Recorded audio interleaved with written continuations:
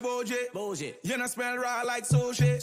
Have you on a trend, have you wear no Gucci? Tell them move up me way. Excuse me. Righteous, man a trend setter. Also for the family, I'm a go-getter. Say you want a wife but you don't have no job. Little boy, them still a bed wetter. Boy, them a pre-my crew. Watch everything we do. Hey boy, I'ma do me, do you. Easy, kill him with a brand new move. Kill him with it. Boy, them a pre-my crew. My crew. Watch everything we do. Hey boy, I'ma do me, do you. Energy, kill him with a brand new move. Kill him with it, kill him with it. Boozy dance, you too boozy, boozy. Kill him with it, kill him with it. Boozy dance, you too boozy. Nice. Kill him with it, kill him with it. Boozy dance, you too boozy, boozy. Kill him with it, kill him with it. Boozy dance, you too boozy. Nice. Kill him with it, dance.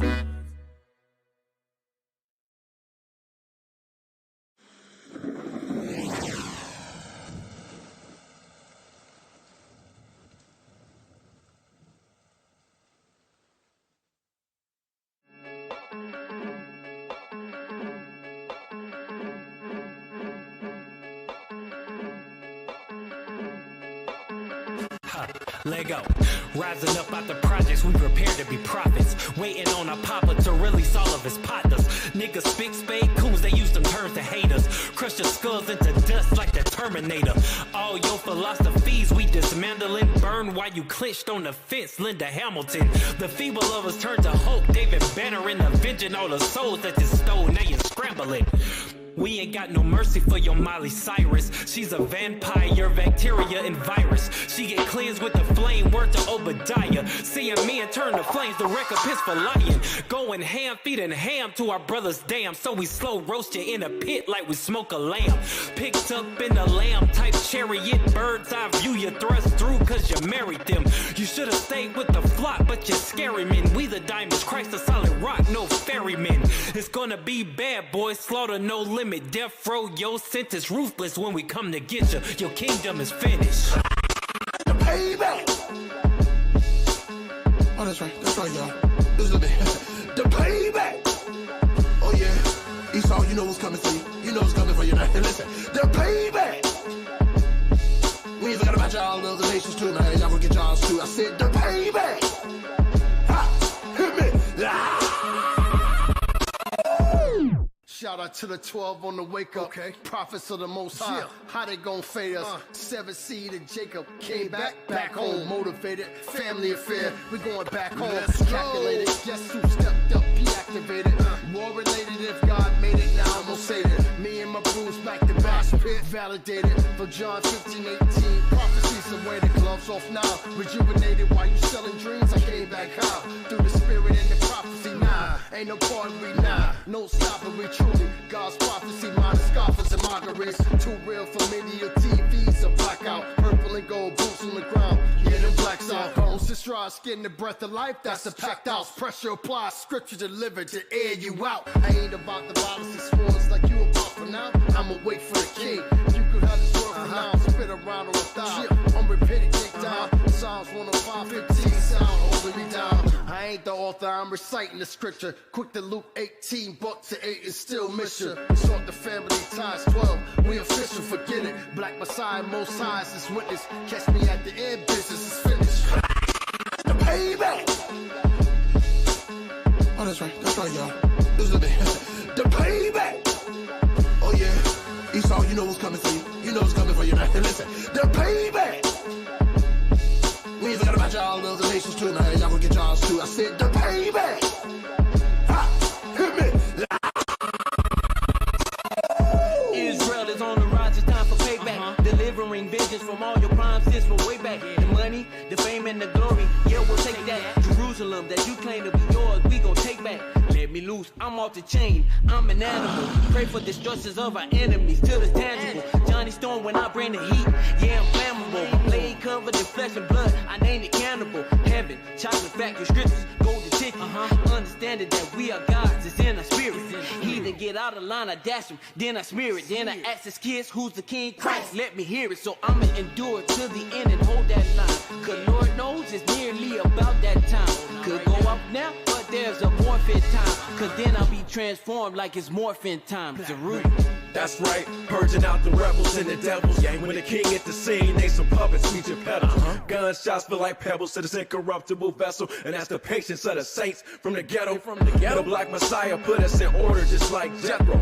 Feeling like Moses telling my people they special by dividing the waters. The water's just a word, put it on a curve like a hydrant. Bringing out prophecies about death being the last thing, dying of the children of Zion.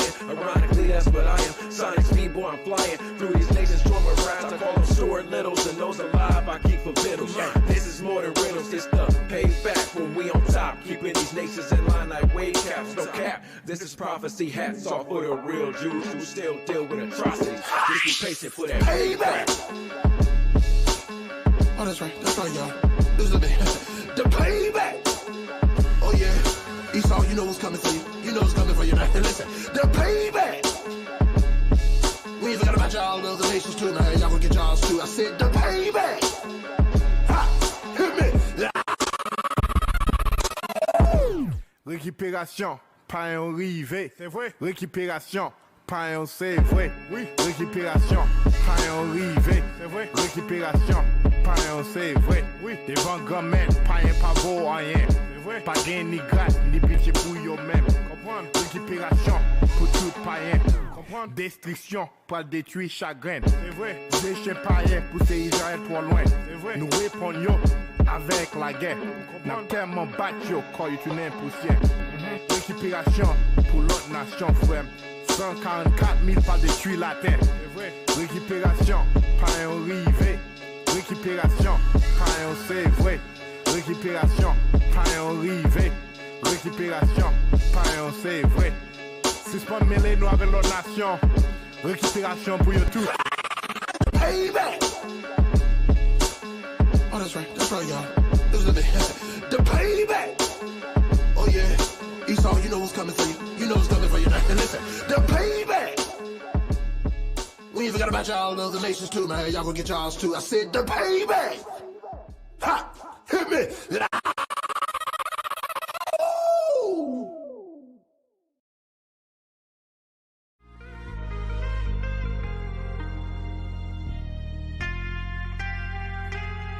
Shalom Israel, this is Officer C of the IUIC Booster Club.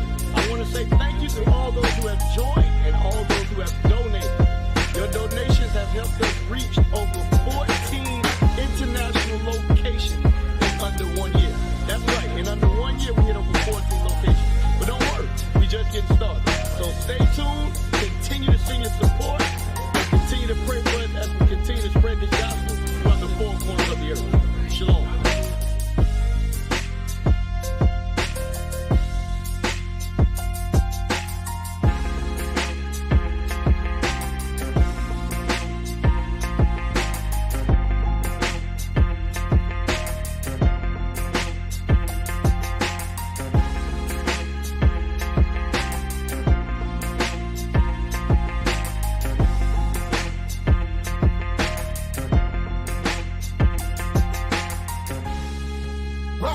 Brothers and sisters, I want to take the time out to welcome all of those who's returning back to the Lord. No matter what camp you with, no matter where you from, we waking up, O Israel. So welcome home.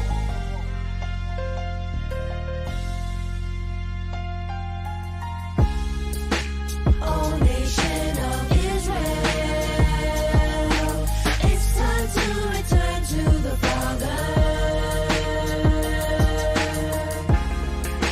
O nation of Israel, it's time to return to the Father. Now why they trying to make it so hard to serve God? And why when I say that I'm a Jew it sound odd? For years I've been walking around saying that I'm a black man. I ain't saying that no more, it sound whack, man. Listen here, we not a color in a box. We are equal to the people in the Bible, don't be shocked when I tell you you the greatest to ever walk on this earth. Just pay attention and listen to know your worth. We lost our connection to God because of wickedness. Now he is calling us back to do his business. Many will be called, only few will be chose. So you better do your best to be sure you one of those, cause O nation of Israel, it's time to return to the Father. Brothers and sisters, we want to thank you for all your support. We want to thank you for making the travels possible. We want to thank you for helping us to gather the diaspora of our people. And to those of you who believe, welcome home. O nation of Israel.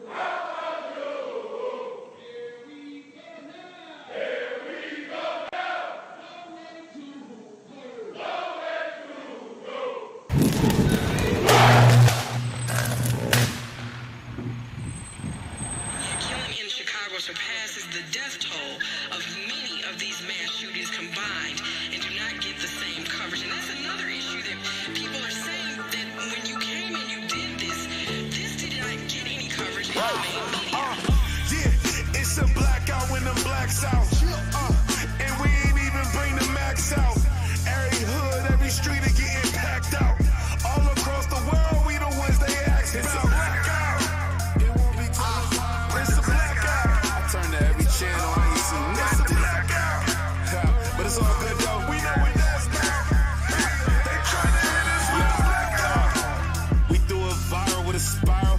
Though he's playing, now we fighting fire with the fire. The dragon raw, cause we causing all this racket. But we in different brackets, cause every march is madness. I see it, guys, but I ain't see a thing on CNN. And Issachar might be something they never see again. Fake news being fake, man. The streets, we made it quake. The army exceeding great, man. You should have seen they face. It's a blackout. Woo! Yeah, it's a blackout when them blacks out. And we ain't even bring the max out. Every hood, every street are getting packed out. All across the world, we the ones they ask about. It's a blackout. It won't be it's a blackout. They tell us it's a blackout. But right before you, we know what that's about. They tryna hit us with a blackout. It won't be it's a blackout. They tell us it's a blackout. But right before you, we know what that's about. They tryna hit us. Now, press 1 to hear important instructions. Press 2. Your show is scheduled to start in 28 seconds.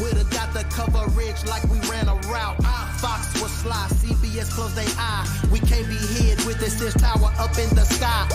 Not built on sand, not built by man. No marching band, no Drake. This is really God's plan. It's a blackout. Yeah. Your show will go live in 5 seconds. 4, 3, 2, 1.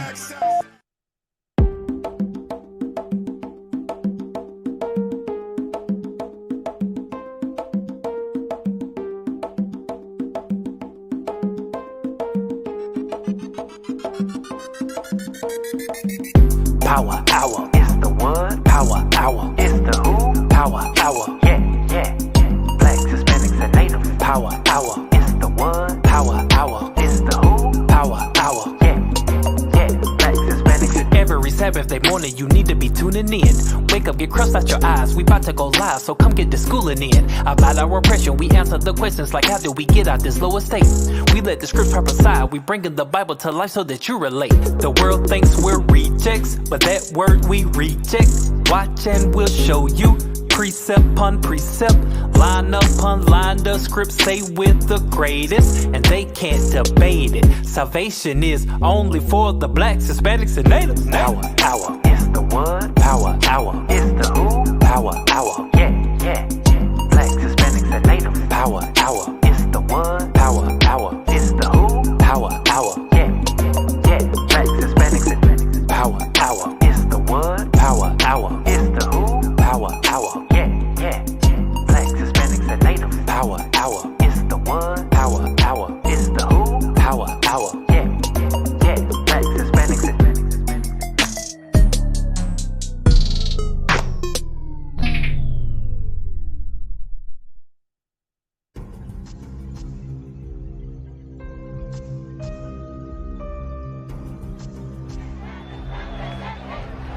We are all proud to be Americans today.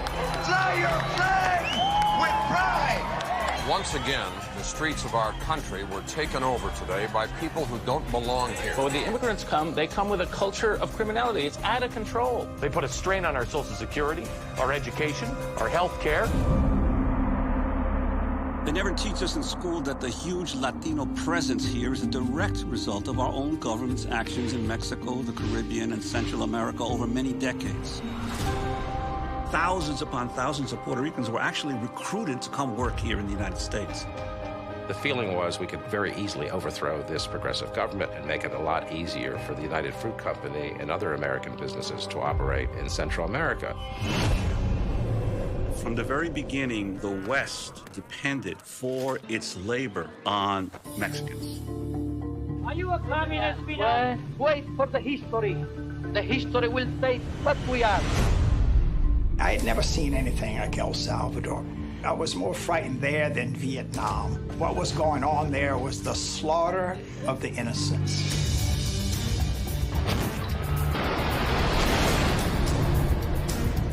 When you finance and train a gang of uniformed butchers and they begin wholesale killing, the people don't emigrate. They flee.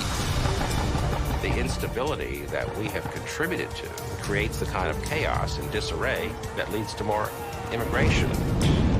I believe in the idea of amnesty for those who have put down roots, even though they may have entered illegally. The reality is that America is changing. By the end of this century, a majority of the people will trace their origins not to Europe, but to Latin America. We're all humans. We all have the same abilities. We all have the same potential.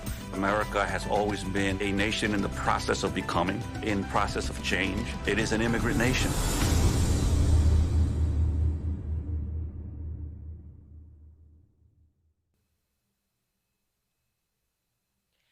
Shalom, shalom. Welcome to the Power Hour Plus. I'm Captain Yashua. Shalom, Captain Apartment. Shalom, Most High in Christ bless, Captain Amariah. Shalom, Soldier Raphael. So, we opened up with that trailer of the documentary called The Harvest of Empire. It is also a book by the author Juan Gonzalez. He's a pretty well-known reporter, at least in New York. I'm sure if you're in the know and you're up on stuff, as far as Latino commentary and things like that. Juan Gonzalez, he wrote a lot of pieces for the Daily News, and on our previous, I've mentioned before, like on this show,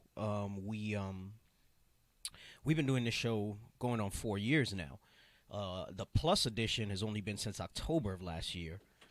Thereabouts, I think it was October of last year. And we've been going with that. So we've covered, in some respects, this book. And I've often mentioned the documentary, but not been able to really dissect it and break it down. And what they've done is they've released it on YouTube. So it's free on YouTube now. which is great because now we can timestamp it and go through it and see different pieces of it. And the book is very good. I actually like the documentary better because I think it's more succinct. And, it'll probably take somebody, depending on how much time they have, maybe a week to read this whole thing. If they're reading a little bit every day, you can watch a documentary in like an hour and a half, right? And it kind of gives you the general. The book adds much more subtle tidbits, but the documentary gives you like a nice overview of it. I'll tell you right now, with all the articles and with all the stuff that I started going back into the book again, I have not read the whole thing. We will probably not be able to go through everything in one episode. So it'll probably be for a future episode where we'll cover other aspects of this. And what's great about it is that in future episodes, we can probably get a little more granular on specific Northern Kingdom tribes in the overarching impact of what we're going to go over, which is largely relative to United States foreign policy in the Western Hemisphere, which we touched on a little bit. The School of the Americas, which is now still operating today but under a different name. And we'll be able to highlight certain pieces of it. I actually want to go back and in more detail watch the documentary myself and highlight more pieces. We'll show a little bit of it today, kind of watching along with us. Hey, I even thought, I said, we can even do a two-parter where we just watch the documentary together and just stop and comment, and just kind of maybe change it up a little bit. Let's do, like when you get a DVD and the special edition, you'll watch the movie with the commentators, and then they'll stop a scene. And I think that would take way more than 2 parts. I was thinking the same thing. I was waiting for him to finish. Well, I was saying 2 parts because it's an hour and a half, the documentary, and then I figured between comments, that's 4 hours, so an hour and a half of actual documentary, and then the rest would be commentary. I would say maybe 5 parts. Could be. Bro, there's times when you bring out one article, and then the spirit flows for the whole 2 hours. Yeah. And, that documentary is heavy. Like the stuff they showed that our people went through and everything else. The scripture would just be. Hey, and I gotta tell you something.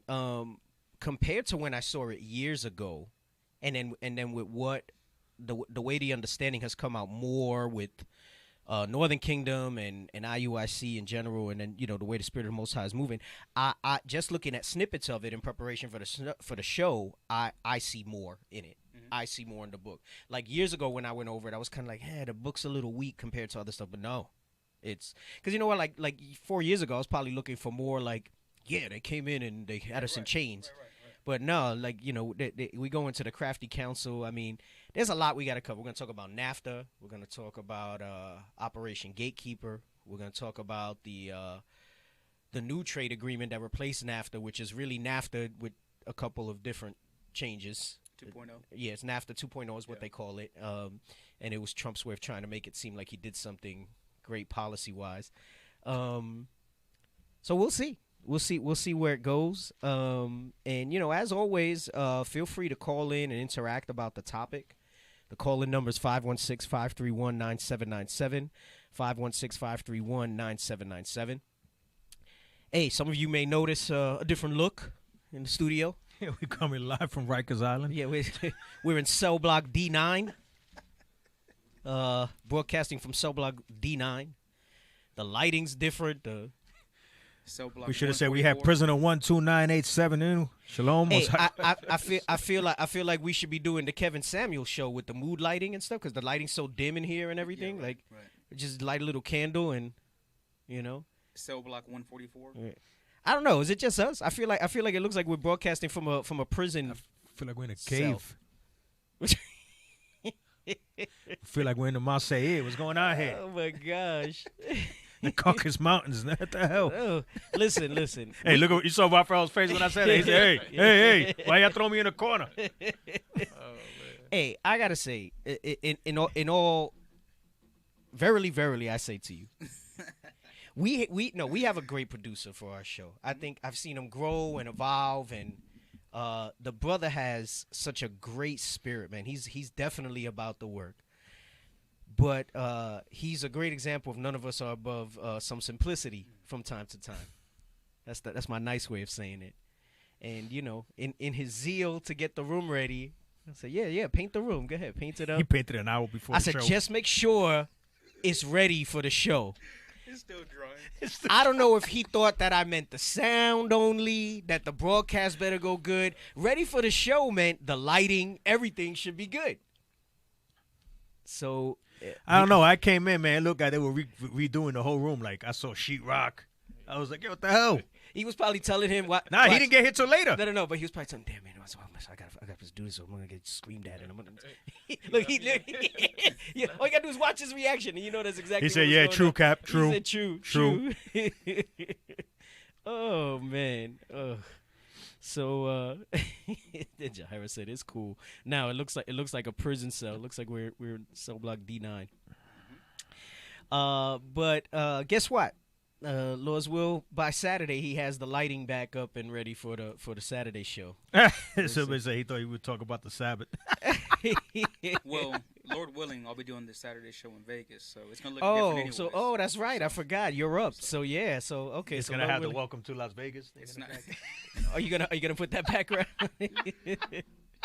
People were hating. I don't know. You're gonna be doing it live from the casino. Jabari said he thought you may have it ready for the Sabbath show, not the Wednesday show.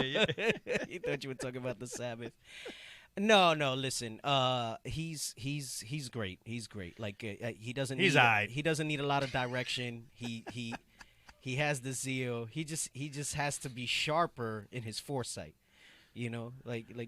I need him to play chess and not checkers, and he should have been looking 3-4 steps ahead. If he plays chess, man, this thing never get done. So pardon the look. Yo, my eyes are already strained from the dim light. Yo, like yeah. Does that light go up more? There's a dimmer on there. You know what? Talk. I'm gonna go. We're check coming the, live from check the Oakland Raiders locker room. Las Vegas Raiders. Las Vegas Raiders. Yeah. Damn. See how far as business I follow football. I just know because I have a shirt. Yeah. That's all.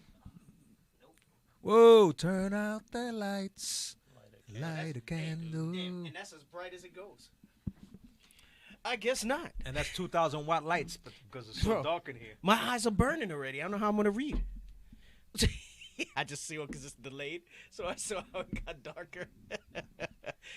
Oh, man. And then we got black shirts, so it's like we're just blending right in, man. And we're all black as hell, too. I know, all of us. Black into the ground. Yep. My spirit is black. Like my shirt. Your spirit's black like this? No, like my shirt. I just said like my shirt. Oh man. So we're gonna. I mean, there's a lot. I have a lot of articles here. Like I said, I'll see how much I can get through. So you saw the opening, right? You saw the promo, and you see and mind you, this when did this come out? When is the Harvest of Empire from? I think it was in the 90s. No, it wasn't that long ago. The trailer is really, really good, but it was kind of funny that halfway through he said, "Give me the thumbs up if you can hear me." He did say that. He said, "I'm trying to see when this was released." They didn't even bother, no water, nothing. Be nice. Sure would be nice if I had a bottle of water. So the book came out in 2000, and I think the documentary came out a little after. That was close, 99. Yeah, no, you were close. I'm going to try to look it up and see when it came out. That's the trailer. Let me see where it is, if it talks about when it came out, The Harvest of Empire. Because what's interesting is that I would love a revamped version of this, perhaps, that would say, hey, see what's going on now, because if anything, it's gotten worse. Yeah, right. It's gotten worse. Gosh, of course, now the internet, my thing is going slow. Yeah, sure would like a bottle of water over here. Oh, damn, there's not even any waters today. No. We got two brothers out there that could. Let me just reiterate two things. 516-531-9797 is the call-in number for any questions or comments and just anything about the topic. And also, can we get this man a water, please? Yeah. Please. What's up? Can we get him a water? Yeah, you know they heard that thing too. They're like looking at each other. Should I get him a water? No, you get him a water. No, you get him a water. You get him a water? I don't want to get him a water. Freaking Mutt and Jeff over there. 2012 is when the documentary came out. So the book came out in the year 2000. 2012 was when the documentary came out. Wow, I didn't know it was. Gosh, and I gotta say, it might have been no more than a year or two after that, the first time I had seen it. The first time I had seen He it. said, "You're on the plantation, no water." You damn right, man. See how they treat us? The hell is this? See, this is why. Hey, yo, producer. I make sure I bring my own. Sure But you sucks know to what? be parched. No, and then halfway through the trailer, that's what you hear too. Oh man, damn. I just told him to grab you one real quick. Okay, yeah. Let him bring a like a couple bottles in just in case. You never know if somebody's gonna get parched. So, Harvest of Empire, right? It goes into like the title said, the untold story of Latinos in America. You know, there was a comment in the feed. I'm gonna read it. I'm gonna send it to you real quick. Took a picture of it. Where, in the Facebook feed? No. In the YouTube feed of the video, I want you to show it. Issachar. I'm gonna post it on the Power Hour page. Let me know if you got it. Can you hear me? I hear you, Black and Comely. I hear you, sis. Did you get it? Much love and respect. Yes. Whoa! Look what we got Hey, here. there he is. Look at that. Oh, now go get your shoe shine box. See, this is where I needed the round of applause. Like, we need a little box in here for when we want to hit the. All right, we got to look into that. We need a little box in here. Hey, leave the gun. Take the cannolis. Hey, can you go? I put something up that I need you to put Leave up. the Can you Bible, go? take the Thank cannolis. you. Thank you. I would have told him pop on camera, but he looks like he just got out of bed, so. Man, he's getting it today. So he looks like he just reconstructed a whole radio room. That's what he looks like, bro. Let's face it. Bro. He's like Bob the Builder over there, bro. Right. So I'll read the comment, and then he'll put it up on the screen as he pulls it up. And I thought it was interesting. It was one of the top comments from 2 months ago. And we'll post the link on YouTube. So if you want to watch the whole documentary on your own, like I said, it's about an hour and a half. Hour and 27 minutes, not even an hour and a half. Worth the watch. It's good. It's very good, and they even have, which we'll use for a later show, the Democracy Now! Interview with Eduardo Lopez and Juan Gonzalez, where they talk about this a little bit and different stuff. And you know, Democracy Now! I think you've used a clip from them on the show. I know Issachar uses them a lot with that Edomite chick and Yeah. I mean, I use them for the young lords and stuff like that. Yeah, stuff like that. Hey, real quick, I don't know if you want to address this. Julio Cervantes, I'll just let you read it before I think. Just to know if he's sincere or do we kick him off? Oh, man, you know what? We got so many classes on that. Or listen, if you have a sincere question about that, that's not the topic of the radio show today. We have classes that you can look at like that. We've gone over shows on this show. Gosh, I wish I could remember some of the titles where we went over in Hosea how the seed is not the seed of the Spaniard. You know, if your question is in sincerity, brother, I'm gonna take it as a sincere question, Julio. Then we have classes and stuff that can be referred to you where that could be broken plenty down. of classes, man. But I'm Plenty. not gonna change the topic of the show just to address that, because that's a whole nother show and we've done that. See, I just want to, if he's sincere, we'll keep him on. If he's not, then he's going to get the boot. Yeah. Okay. You know, that's why I bring it No, out. he says it is. Okay. All right. All praises, Yeah. brother. Then No. if you are, okay, sit back and enjoy the ride, man. We got some great information. Just want to make sure, 'cause we have scoffers that come on here and try to disrupt the show, and we're not going to tolerate it. Right. You know. Right. Okay, brother. And more importantly, the link is who do the curses fit, right? And then you go by the seed of the Father. So you know you go as a people and you identify as a people. So I'll simply answer. And all praises, Julio. And listen, that's why we wanted to handle you with an understanding posture, but we do get a lot of scoffers that'll come on here with that stuff, especially in relation to Northern Kingdom. And right? it's actually a sincere question because, again, not to go off top and not to digress, all right? Because my brother and I, we were on that thing too. You know, that we were like, we descended from Spaniards. Oh, bro. Because that's what we were taught, right? Because our people didn't know. So their base answer was, oh, well, we're Spanish, so that means we must be from Spain. But that couldn't be further from the truth. Okay, Right. so. But the first thing that you have to identify with, even before that, is, like I said, the curses and the migration of what is now known as so-called Latinos to this side of the world, which you find in the book of 2nd Ezra, the 13th chapter, I believe verse is 40 through 47.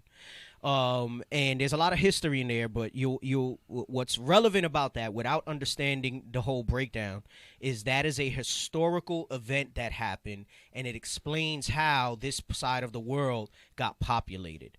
And that's the most important part. So you understand it's Israelites, and then you real simply, again, without going into deep breakdowns, when you connect the dots, right? Not to say you won't get that breakdown, Julio, but like I said, there's classes and stuff that we can refer you to if you're just starting your learning. Real simply, then, who were the people that the Spaniards discovered here on this side of the earth? Right, because we were conquered by Spaniards, right, led by Christopher Columbus. So did we conquer ourselves? These are all questions you got to ask yourself, and your answers will, first and foremost, are in the Bible, and we have plenty of videos using the Bible to break that down. Right, and I will say this: not all Mexicans, for example, because you mentioned Mexicans, are Israelites, right? I'll tell you that for a fact, going by what you're saying there, right? Just like not all of them might be Spaniard. Right. Just like not all, just because you may look Negroid, right? Right. Doesn't mean that you're right, Bob Marley. Israelite. Right. Bob Marley, right. Why'd you look at him when you said that? Well, at who? Because all I see is the wall. Right. Oh, man. Right. Hey, so throw up that comment that I sent you the picture of, producer. And this was posted by I'll just read it and then we'll talk about it. So he says, I am so mad. This is after he watched this documentary. He says, I'm black, and out of all the classes I've taken, I never got to learn about the Latino Hispanic history. This is all new to me. Even when I had to take world history in college, this history continues to be left out. And he says, how can we change? Because obviously hasn't come across the scriptures. I mean, or we would think he hasn't. Right. Or has not received it. But I found that comment interesting because, first and foremost, considering all the scoffers that we have that want to go by, original flour was brown, not white. When we talk about the cake not turned. What? You know that's an argument, right? Bro, I've never heard that before. You never heard that? That's so ignorant. They're saying that's bleach flour, modern flour, so that the cake not turned, it would have been brown regardless. Well, if you didn't use a spatula and you use Pam, right, and then you use Crisco oil, I mean, come on, man. Right. So, but what I found interesting was that this was a so-called black brother that was able to see that there's something off here in a hidden history that's not being revealed. Right. And it's interesting to me because there's so much. It goes back to the argument we made before. There's so much evidence, if not even more so, right? Not trying to invalidate Southern Kingdom by any measure. We know who Judah is. We know who Levi and Benjamin are today. But as far as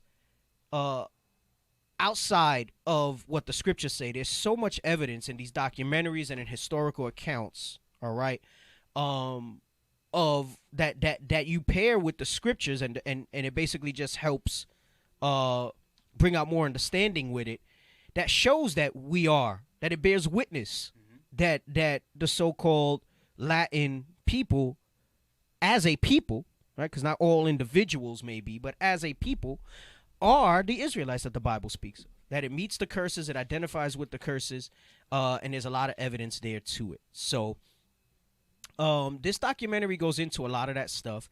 One of the things I did want to do, and I'll start with that, right? Before I go into reading any articles or any pieces, I want to jump to 4:14. Actually, no. We can play the first. We are gonna watch probably the first 12 minutes of the documentary. I don't know why you have Shadow in the Sky up. I need the YouTube. There we go. Is that from YouTube? Yeah. Okay. Is that YouTube? No, that's the trailer. I sent you it on YouTube. Okay, there we go. Let's start from the beginning. We're going to watch. We might pause. We might do commentary because he summarizes a little bit with Puerto Rico. And since we spent so many weeks going over Puerto Rico, if you've watched the show, and if you haven't, you can go back and watch some of the different stuff. He's going to talk briefly about the sugar and everything like that. The book goes into more detail, obviously, because, you can't take a book that's 300-something pages and make an hour and condense it to an hour and 27 minutes, with all the edits and stuff. And I'll let him talk about that first before we jump into some of the reading. And then the atrocities really start in the documentary with Guatemala.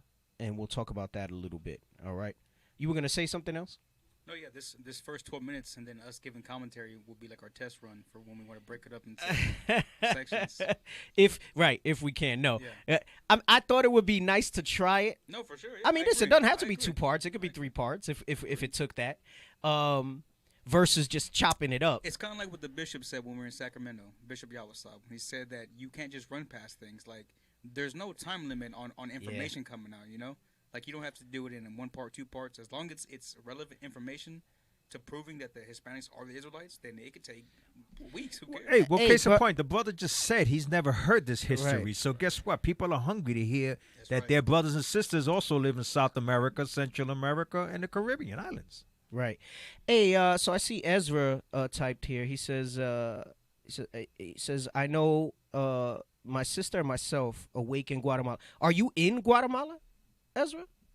I can't see the pictures on this feed and stuff like that.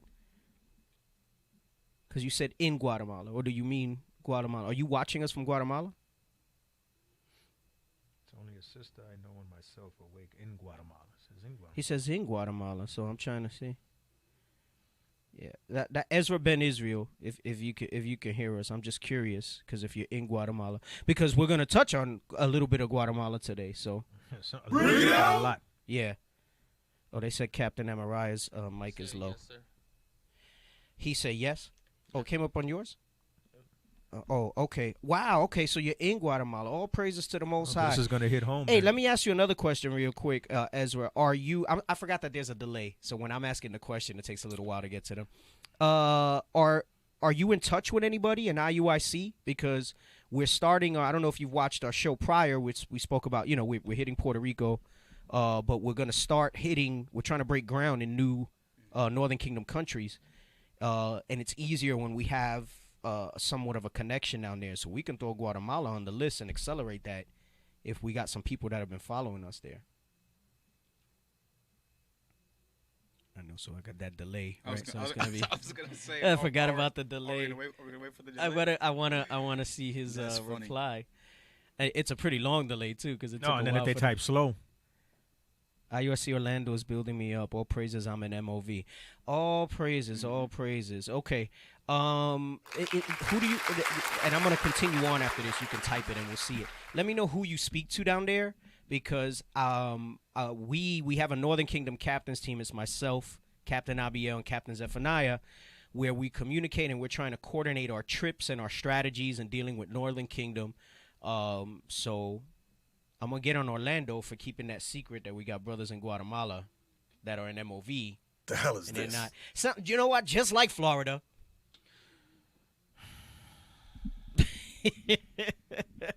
Just like Florida. I'm going to get on Florida after this. Boy, they're really esoteric, huh? Right. And you know what? I'm not even going to get on Orlando. I'm going to get on Issachar because I like getting on Issachar. So I'm going to call Captain Issachar after this and get on Captain Issachar. That we got a Guatemalan brother. We know we're trying to get out there and make trips. We got a brother in Guatemala that does MOV even. And this is the first I'm hearing of it. That's a game changer to have boots on the ground already, right? And to already be in the program. So that means he's already being built up too, right? So that's right. That's a game changer for us. Right. All praises. Right. So basically, bro, that's what I'm saying. We could try to go to Guatemala this year. But brothers want to be keeping that stuff secret. Yeah, let me know who you speak to in Orlando, Ezra. All right? So we're going to recap a little bit of the documentary. We're going to probably watch roughly the first 12 minutes. I can't promise there won't be interruptions. All right? Of this documentary. And they start with Puerto Rico a little bit. Now, this is not as hard-hitting as Nelson Dennis, okay? And War Against All Puerto Ricans. This one is a little more even keel because they try to spin the end of it of like, you know, let's be inclusive. Let's, you know, the American ideal. Because like you saw the doctor from, I want to say he's from El Salvador in the trailer. And he's talking about how, you know, we all have the same capabilities and stuff like that. You know, he's bought into the American dream a little bit. But he does speak harshly about stuff in the documentary in there. And, you know, he became a brain surgeon. So as a migrant, right, because there's a lot to dissect in this documentary because they talk about us being criminals. And then I have another clip from Instagram. It's a Fox News clip of migrations that are still happening at the border, and you look at some of the people that are crossing the border, and you tell me that those are people that are criminals and drug runners, like they're trying to say. You look at the guy that was in this video, and he's become a brain surgeon in the United States, a neurosurgeon, not just a surgeon, right? A neurosurgeon. Well, all right. He says that we're all capable of the same things, but he's actually wrong because the scripture says that we're above all people. Right. So that's how our people are capable of doing those things. Right. And you know what? Let's bring that out as we're speaking about it before we go into this. We are above all people, and this is what God ordained, and this is what makes it so special. And it's important that we embrace that, because guess what? You know, the so-called Jewish, they embrace that. Yep. They firmly believe. The vast majority of them, the higher ups know what they're doing. The vast majority of them firmly believe that they're the people of the book, and they act like it, and they walk like it, and they talk like it, right? I don't mean in appearance and custom per se, but just that head held high, that they're above all people. And we're the only ones that we let that that baseness, that stereotype define us. So it's very important that we put this in our head as we watch this stuff, because it lets us know that in the curses, it's an honor to have the curse of the law on you. Yeah, right. Because then that means you're the ones that are near and dear to God. Mm-hmm. That you're the ones that are the elect and chosen and the servants of the Most High God. So while it's emotional at times to see the atrocities that were done to us, to understand that those curses are for us and the curse of the law applies to us, should put you in a spirit to rejoice, because it's, wow, this is us. The Bible's a true book, and it's speaking about us. But go ahead, bring that out real quick. This is the book of Deuteronomy, chapter 7, verse 6. For thou art an holy people unto the Lord thy God. The Lord thy God hath chosen thee to be a special people unto himself, above all people that are upon the face of the earth. Right, because some people will say, well, what about all the other people? God created the whole creation. He did. This verse doesn't dispute that, but it actually articulates and it drives down the point even more, that even though he made all these people in the earth, that he chose us, Israel, to be above all those other people that he made. Read it from the top again. This is the book of Deuteronomy, chapter 7, verse 6. For thou art an holy people unto the Lord thy God. The Lord thy God hath chosen thee to be a special people unto himself, above all people that are upon the face of the earth. God chose us to be above all people that are upon the face of the earth. Are you getting that 2 Ezra 6? Yes. Okay, go ahead. No, actually I'm getting 2 Ezra 5 and 27. Okay, go ahead, bring it out. To go back into what you said, because I've said that before too, that the curses are just that, they are curses, right? But like how Captain Joshua said, what a blessing it is to know that we are the people that fit the curses, because we have the opportunity to come back to the Most High. 2 Ezra 5, verse 27. This is the book of 2 Ezra, chapter 5, verse 27. And among all the multitudes of peoples, thou hast gotten thee one people. So we don't dispute the fact that the Most High made all the nations out there. Excellent. But every single nation was created for a reason, and we were created to keep the commandments of God and to be the apple of his eye. But read on. And unto this people. And unto this people, the Israelites, the 12 tribes of Israel, who's the natives, Latins, and blacks today, read.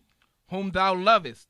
Thou gavest a law that is approved of all. So going back to you said, Cap, about being under the curse of the law. Because we were given that law and we disrespected the Father, he had to put the whooping on us. All praises, all praises. No, it's not an interruption. Listen, we can't read every comment, Brother Ezra. But you know, not during the show, but like, you know, Captain mentioned last time, I'm almost with a certainty we go back and we read all the comments, so on and so forth. So it's not an interruption. It actually helps us the more you guys chat and comment in the feed. Right. So by all means, it's not an interruption. He says there's a brother in Belize being built up as well. So I'm gonna have to put out a call, man, that I gotta gather all these contacts that we have. He's even under somebody, Officer Micaiah. Yeah. So maybe Albiel knew about it. I don't know. Maybe Captain Albiel knew about it. And just hasn't brought it up. Because I know we're talking about Panama because we got Benji with connections, Officer Benji, to go to Panama. But maybe we could squeeze Guatemala in there too before the year is out. We'll see. You know, obviously a lot depends on what the hell's going on with all this restrictions and stuff like that. But we'll see. We'll see. All right. So all praises. We brought out the scriptures. We know that we're above all people. We're more we're chosen above all those people. and he took us from all the things that he created. He took us to be near and dear to him, the Most High God. So let's watch the first approximately 12 minutes of the video. Hey, I don't see the disclaimer thing popping up. Are we gonna be okay because this is like public free documentary? Yeah, I have it on my end. Oh, okay. I just don't see it.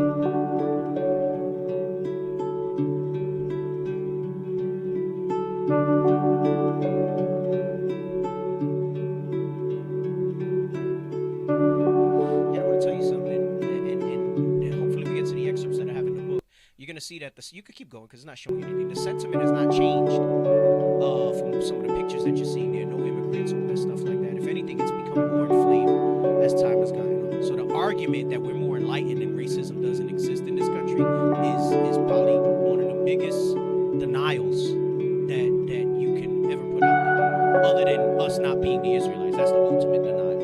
But next to that, gotta be that we're enlightened now. Things have changed. It's BS. I'll show you how from like Teddy Roosevelt on down and all that, it's the same sentiment that set up this policy. They just play at such another level. So, and yes, that's some of our people waving the flag and everything. That's part of the First Maccabees 1 and 41. America, we want to be a part of the dream.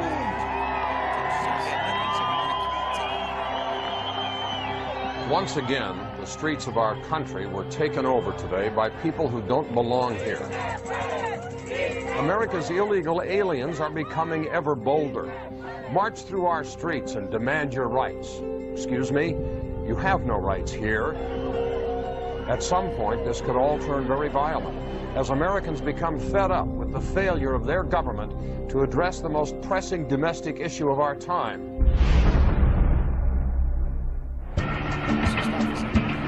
Every administration, you gotta understand something, all right? I don't know if we'll get to it today, but I guess this is gonna be my next series of topics that we're gonna go over.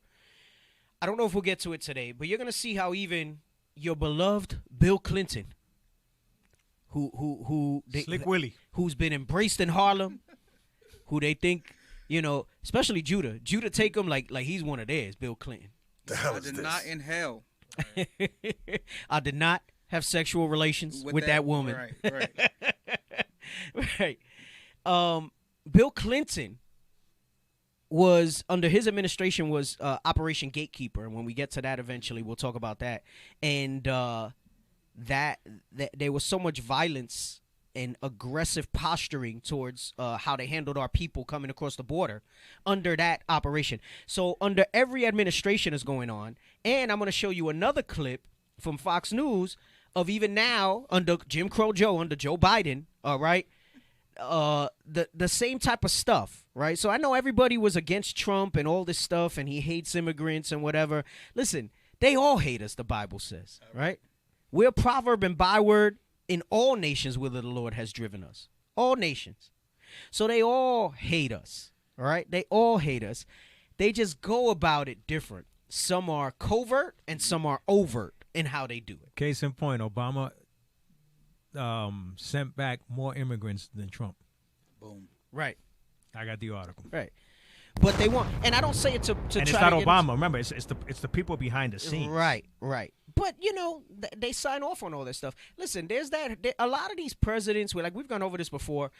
They'll sign policies and they'll sign things, and they don't find out about it till after the fact. Hey, oh snap! this. I supported that. Hey, he's sitting at the desk. They just go. He goes, yeah. So Hey. Yeah. Right. Can you tell Juan Carlos to whip up some tuna steaks today for lunch? Just signing away, thinking about the on-call kitchen. And I'll tell you what, the other night I was real hungry, man, and I thought about that. I said, damn, this guy in the White House, man, whatever he's craving, they gonna grab it. Mm-hmm. Because you start thinking about it, and it's late at night. Do that now. No. I'm talking about, I might want In-N-Out like at 2 a.m, right? You ain't gonna get it. But I don't want to go out to get in and out at 2 in the morning, right? And you know, I look. There's nobody I can send out to get in and out at 2 in the morning. You want in and in. Right. Yeah, right. Yeah. The president could just be like, and I'm like, damn, the Secret Service will literally lock down some streets and go try to get him some stuff or whatever. They will. Yeah, I'm sure they do. Anyway, you want some Haagen-Dazs? I digress. Let's jump back on this. Chunky monkey.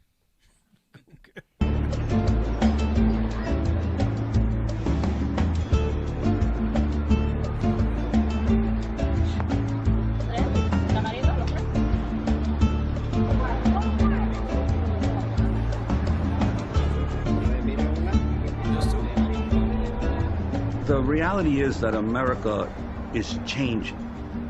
By the end of this century, a majority of the people living in the United States will trace their origins not to Europe, but to Latin America.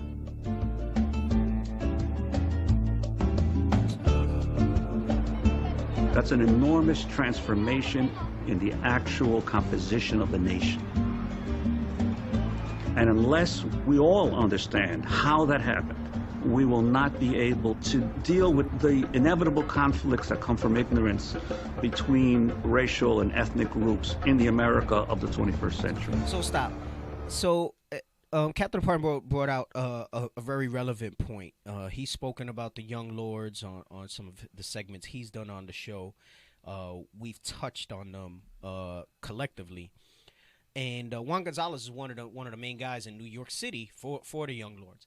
And while he brings out some very good information and he's very straightforward with it, he's very much into the strangers devouring his strength, gray hairs upon his head, and he knoweth it not. Because as you hear him now, he's talking about, because we're going to be the number one and people have to be educated about the racial differences, and that because he still believes in a white Jesus. And as long as he believes in a white Jesus, then he believes that these white people must have some compassion and some love for us, not realizing that their soul's not upright in them. And let's not forget that he and David Sanchez, who we had as a guest, all were aiming for the same cause, but not under the Bible. Right, not under the Bible. They're looking to integrate into Esau's political system, not understanding. You know what? We're gonna have to bring it out. Let's get First Maccabees 41. Because we're gonna have to bring that. You know what's crazy about him making that statement about Hispanics being like the number one race here? This whole side of the earth was given to the Hispanics as an inheritance by God. Right. Hispanics falsely so called. Yes. Right. Just the mere fact that he even has that whole ideology, like, oh, we're even, no, you are number one because this was given to you. Yeah. Right. You see, these revolutionaries, because that's what they were, right? To an extent, right? They are trying to fight to be known as number one when we already know we're number one because the Bible says we're number one. Right. We're fighting for acceptance and recognition from what God sees as the base thing. So think of the disconnect in that. That's like trying to take two plugs and plug them together. There's a receptacle outlet and there's the plug that goes into it. Meaning you're not going to get anything, you're not going to generate anything, you're not going to get anywhere. That's the point that I'm trying to make with that, right? Meaning it makes that much nonsense. You can't expect to power up and level up trying to plug not what's not the source that's going to give us that power. You're trying to plug, that's like kicking against the pricks.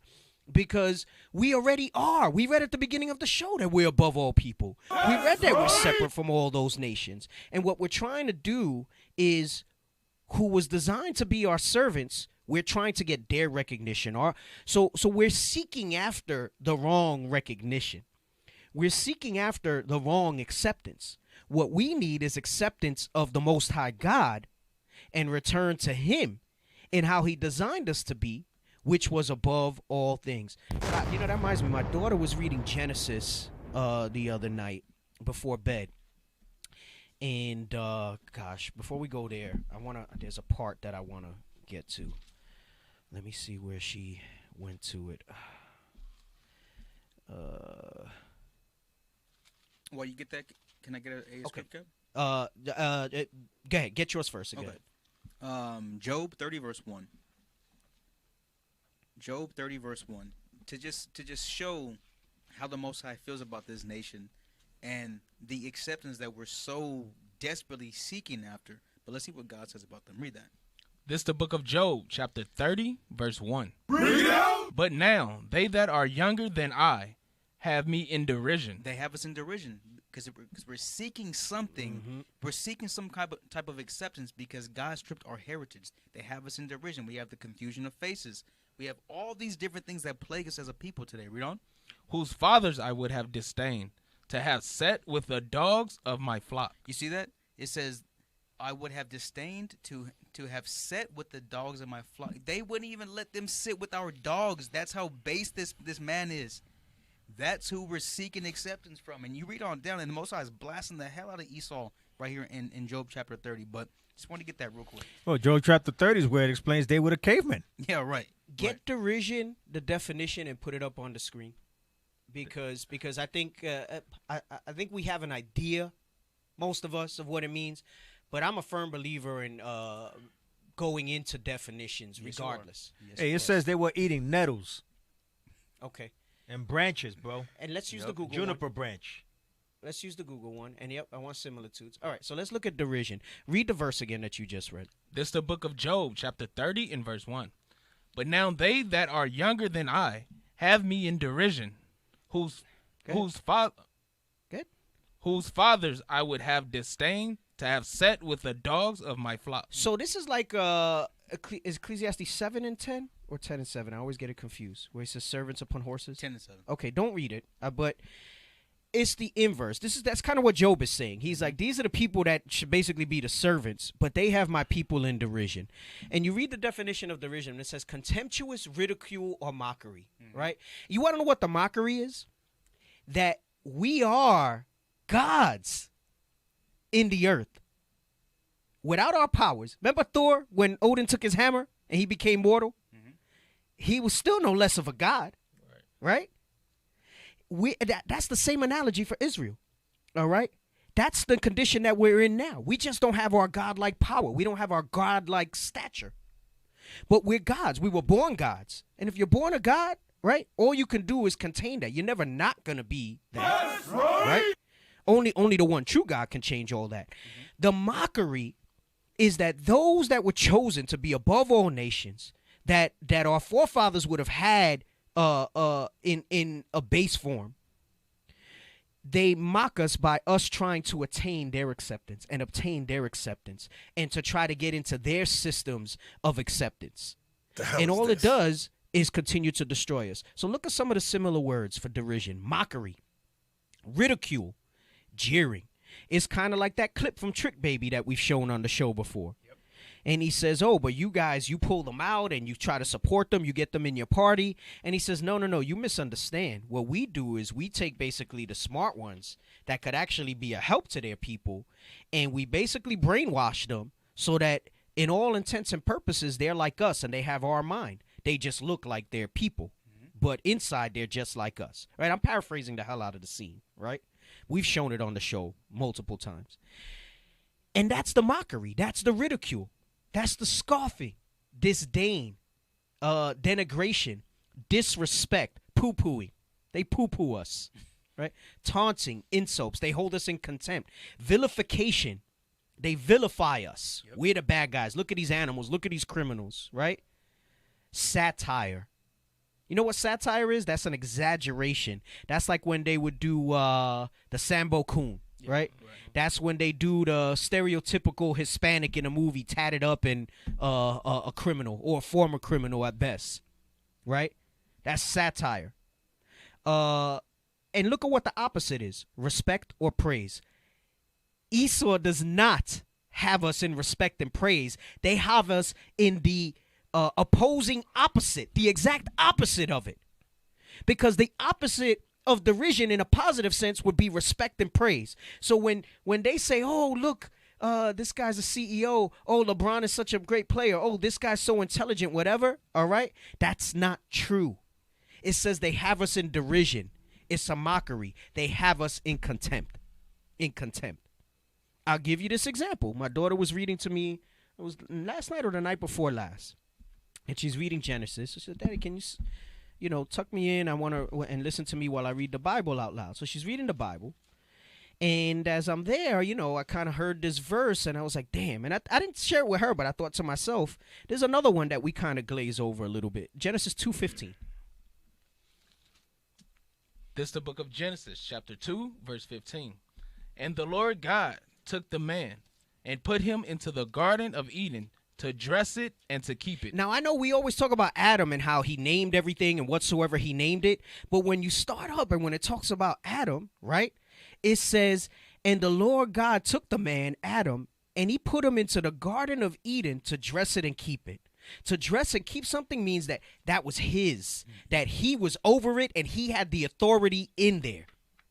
So he had that authority. And just like Eve was beguiled by the serpent, which is Esau, it's not a talking snake. It's the same subtlety. It's the same subtlety that the white man has today. But instead of saying, you will not surely die and you'll be as gods, they'll say, you can be like us and be a politician. You can be the president of the United States, which is the highest seat of authority in the earth, which is not true. Because the highest seat of authority, first of all, is reserved for Christ. And under that is his people. The 12 and then the 144. That's what's there. That's what's there. But we're here, and just like Dr. Sanchez, just like Juan Gonzalez, well-meaning, right? But they're destroyed for a lack of knowledge, all right? Trying to get into Esau's governmental systems. And as we continue with this topic on Harvest of Empire, School of the Americas, NAFTA, Operation Gatekeeper, and all this stuff, right? Because it's not going to get all spoken about tonight. As we continue through on this topic, you're going to see the broken system that we're trying to integrate ourselves into to become a part of this. Hey. Let's get First Maccabees 1 and 41. I had wanted to go there. Cap, before you go into it, because it's along what you were just saying, give me Revelation 18. Separate. Just so we don't lose that thought. The book of Revelation, chapter 18 and verse 4. And I heard another voice from heaven saying, come out of her, my people, and that ye be not partakers of her sins, and that ye receive not of her plagues. Every single one of our people that are involved in politics thinking that that's the way we're going to help our people, you're being involved in their plagues. Okay, this system, this government system is a plague to the Most High God. Okay, it's a plague because it continues to keep us down and keep us destroyed. All right, the Bible clearly says that we need to come out of her, come out of everything of America. Now, granted, we have to follow the laws, the laws of the land, right? We have to live in this captivity. That's of our doing. We're in this because we did it. Okay, let's not make no mistake about it. Most High had to put Esau over us because we couldn't follow our own laws, statutes, and commandments that he gave us.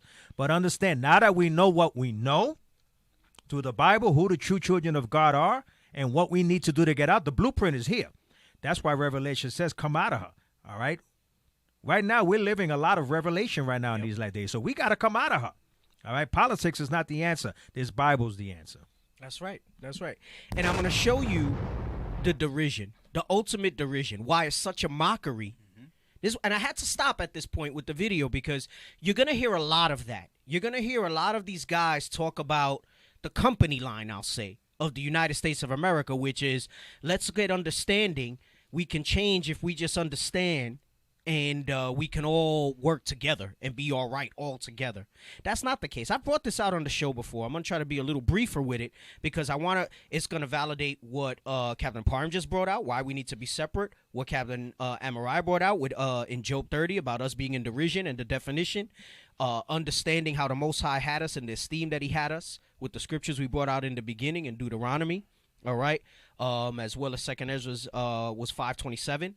And then also what I read in Genesis 2. So it's all going to connect. All of this is together. Because you have to understand that politics, in its inception, the beginning of it was designed to keep us from our true heritage. So to go to it now in these last days is perpetuating a master plan when evil's multiplied in the earth under the Greeks. Let's read this in 1 Maccabees 1 and 41. This is the book of 1 Maccabees, chapter 1, verse 41.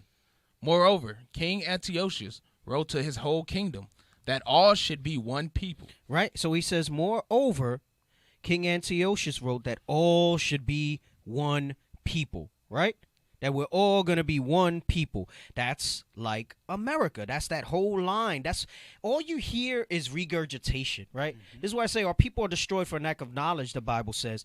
We've had those of our people who fought for a cause, but not only did they not have the Bible, they were fighting for the wrong cause. They were seeking acceptance and integration into the wrong thing. That energy and that focus should have been acceptance to God again, as his people, as his chosen people. And instead, we went to the people that had us in derision to try to get acceptance. And this is why it failed. That thing is broken.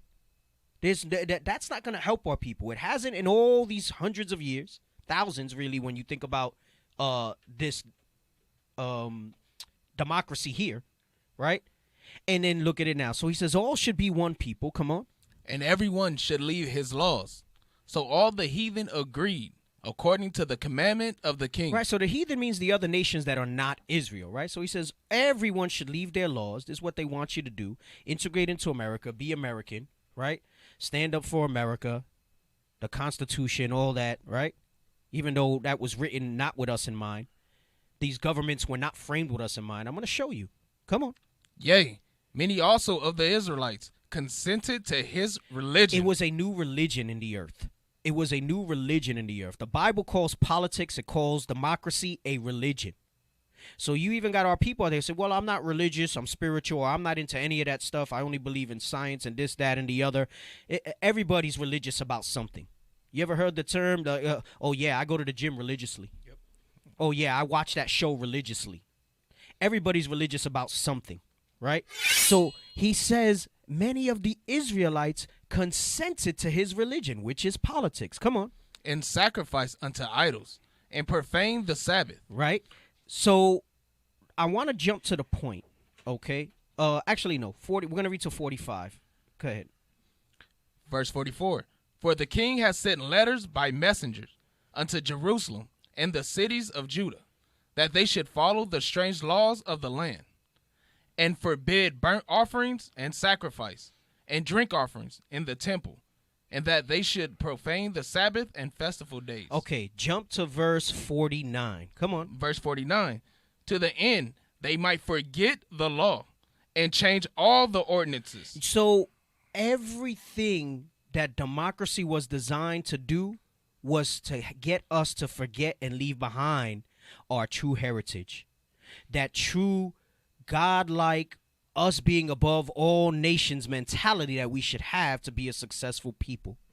So you cannot say that integrating into a system that was designed to have you in derision is the answer to all our ills, to all our curses, to all our demise. It is not. There is nothing revolutionary about that, and this is why they mock us. This is why they have us in derision. So first and foremost, you got to understand that as we read that stuff, all right, and as we watch this stuff in that documentary, democracy, politics was designed as a tool to keep us away from our true nationality, to keep us away from the blessings and acceptance of the Most High God. We make decisions as people based on fear and pleasure, to avoid fear and gain pleasure. Okay? Esau understands this. Okay? But the Israelites that understand their true nationality, understand that law, statutes, and commandments is what's going to keep us free. This is why the scripture says, put on the whole armor of God. Because this whole armor of God, which is this Bible, we could still make decisions on fear and pleasure, right? We could make a decision on fear by keeping the commandments, like it says in the scripture. And the pleasure is that we're going to get the kingdom in the long run if we do that. But Esau goes on the strings, on the emotional strings of the fact that we want things. We did it in the past, right? We refused to follow law, statutes, and commandments in the past.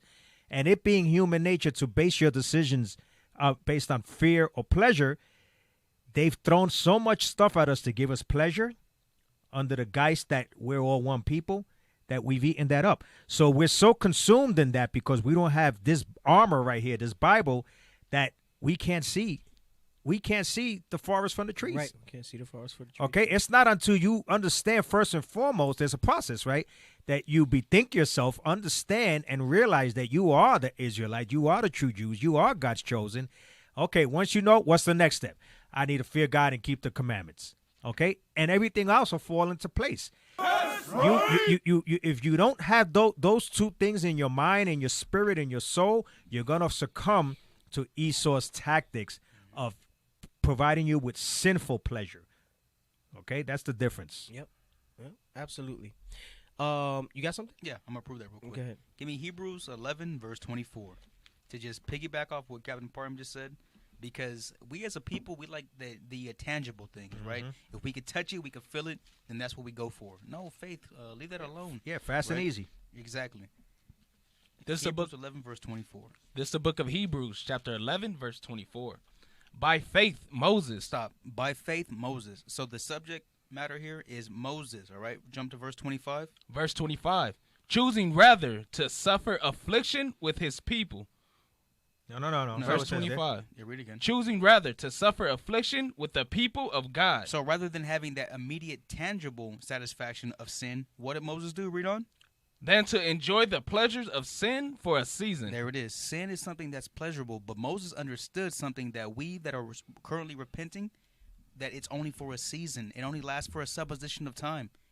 Everything in this earth is going to fade away. It's going to come to pass that the Lord will return and destroy all this and put up his kingdom here on earth. Hey, and that proves it. He uses the word pleasures in there. Yeah, we right. make decisions as human beings to avoid, to prevent fear, all right, or to gain pleasure. Okay.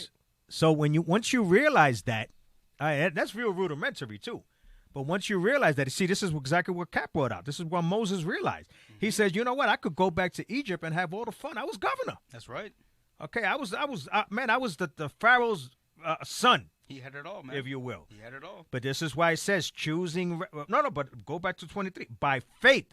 Because a lot of us, again, going back to the tangible thing that you brought out, because we don't see it. Oh, yeah, well, I've been hearing Jesus is black for years. And what does that got to do with anything? You know, It has to do with a lot. Right. Because the mere fact that they made the Messiah a Caucasian man, if they lied to us about that, what else did they lie to us about? This is what you got to ask yourself. I always say this. They depicted the most powerful man in the world, right, according to history in the Bible, as a Caucasian man. So who are you going to believe to be the powerful man? Right. A Caucasian man. Right. Yeah. This is why it was imperative that they kept that out the Bible. This is why it's imperative that they kept in 1453, continue. They thought about this diligently. Y'all got to understand how deep this rabbit hole goes. They thought about this diligently. How can we? They did it back in the Greek. The Greeks understood that. They said they opened up the books and painted their images in there. They understood that a picture's worth 1,000 words. That imagery is power. And they said, we got to go ahead and take their savior and make him a Caucasian man, and now we become their savior. Y'all got to see this trickery, man. So somebody had posted in the feed. He says religion has got our people in a snare. You have to understand something. When we say religion, it's not just religion. It's the politics, too. That's a religion as well. And you have to understand that those things primarily were the two major stumbling blocks, like the Bible says. Or another term I would use, those are our people's vices. Those are our people's vices because, yes, individually we'll have individual vices, right? Maybe you're into thievery. Maybe you're into lying. Maybe you're into whoremongering, right? And those are little vices. But as a people, the two vices that has kept us down as a people, all right, is religion and politics. I want the definition of vice because I want to show you something. It goes into the pleasures of sin, like what was just brought out. So put vice definition, and then I want the one from Webster. No, V-I-C-E. V-I-S-E is the metal thing that holds the thing in place of vice. All right, I want the Merriam-Webster. Moral depravity or corruption, wickedness. That's the first definition of a vice. And what religion and politics has done to us as a people has put us in a state of moral depravity and corruption. A moral fault or failing, check this one out, 1C, a habitual and usually trivial defect or shortcoming. Meaning it's something that is so trivial, meaning people look at us and say, oh, so you're telling me because I'm Catholic, God's going to judge me? You're telling me because I follow politics that I'm not going to get the kingdom of heaven? It seems trivial, but it's a it's a vice of corruption. Look at another one. It says in 4A, it says vice capitalized, right? In an English morality play means the buffoon or jester. And this goes back to them having us in derision, a mockery. The vices, the thing that makes us foolish, the thing that makes us stupid, that makes us base, is that we wholeheartedly embrace and feast on their religions and their politics. And as a people, that's what destroys us. As a people, that's what destroys us. Just to show you how destroyed we are, that we're content with being accepted. Martin Luther King's message was to be accepted, and we were content. I don't know, man. I mean, I played sports all my life. A lot of us probably here did as well, right? You know, it's not my everything, but I'm competitive. I don't want to be equal to you. Yeah, right. You're my enemy. I'm trying to whip your ass. Right. You know what I'm saying, man? I ain't trying to be equal with you. And then when I know that I'm the Most High God's chosen, please, man. I mean, the scripture says they hiss at us when they see us. No, I hiss at you, heathen. Yep. All right, let's go back to the video. All praises, all praises.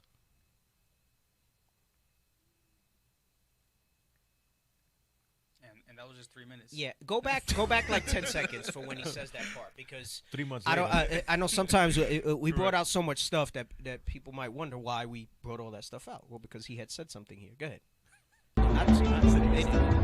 The reality is that America is changing. By the end of this century, a majority of the people living in the United States will trace their origins not to Europe, but to Latin America.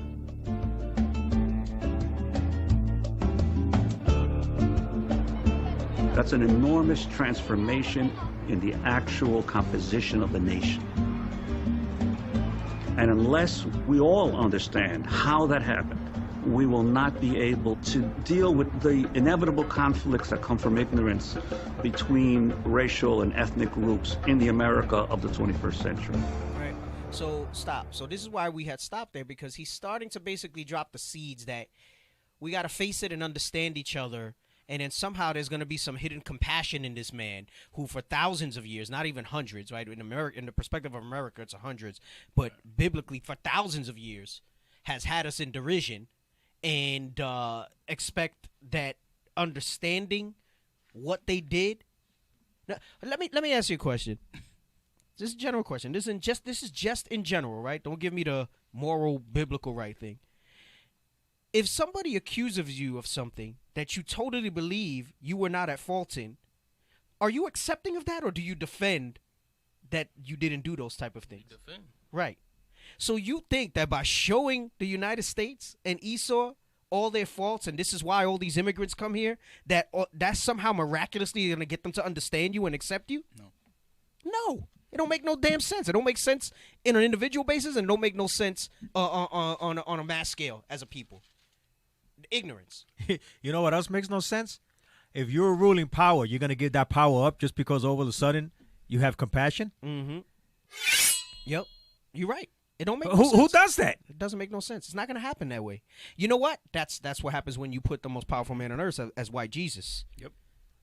Right? Do as I say, not as I do. White Jesus will say do this. But then what white Jesus represents for them don't do those type of things. Go ahead, play the video.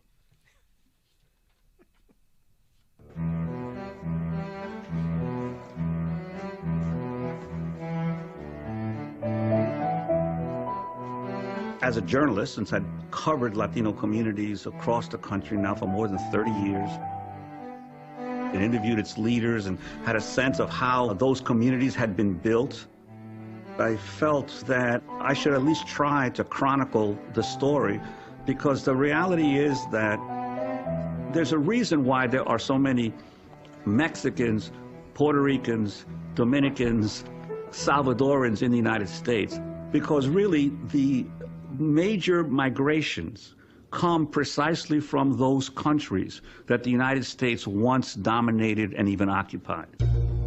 So stop. You heard that? He said the reason people are migrating here, and this is what the aim of the documentary is to show you, they caused it. They caused it, and this is why you have people migrating here. It's that because they'll tell you, go back to your shithole countries, right? That's the term that they use. You made it a shithole.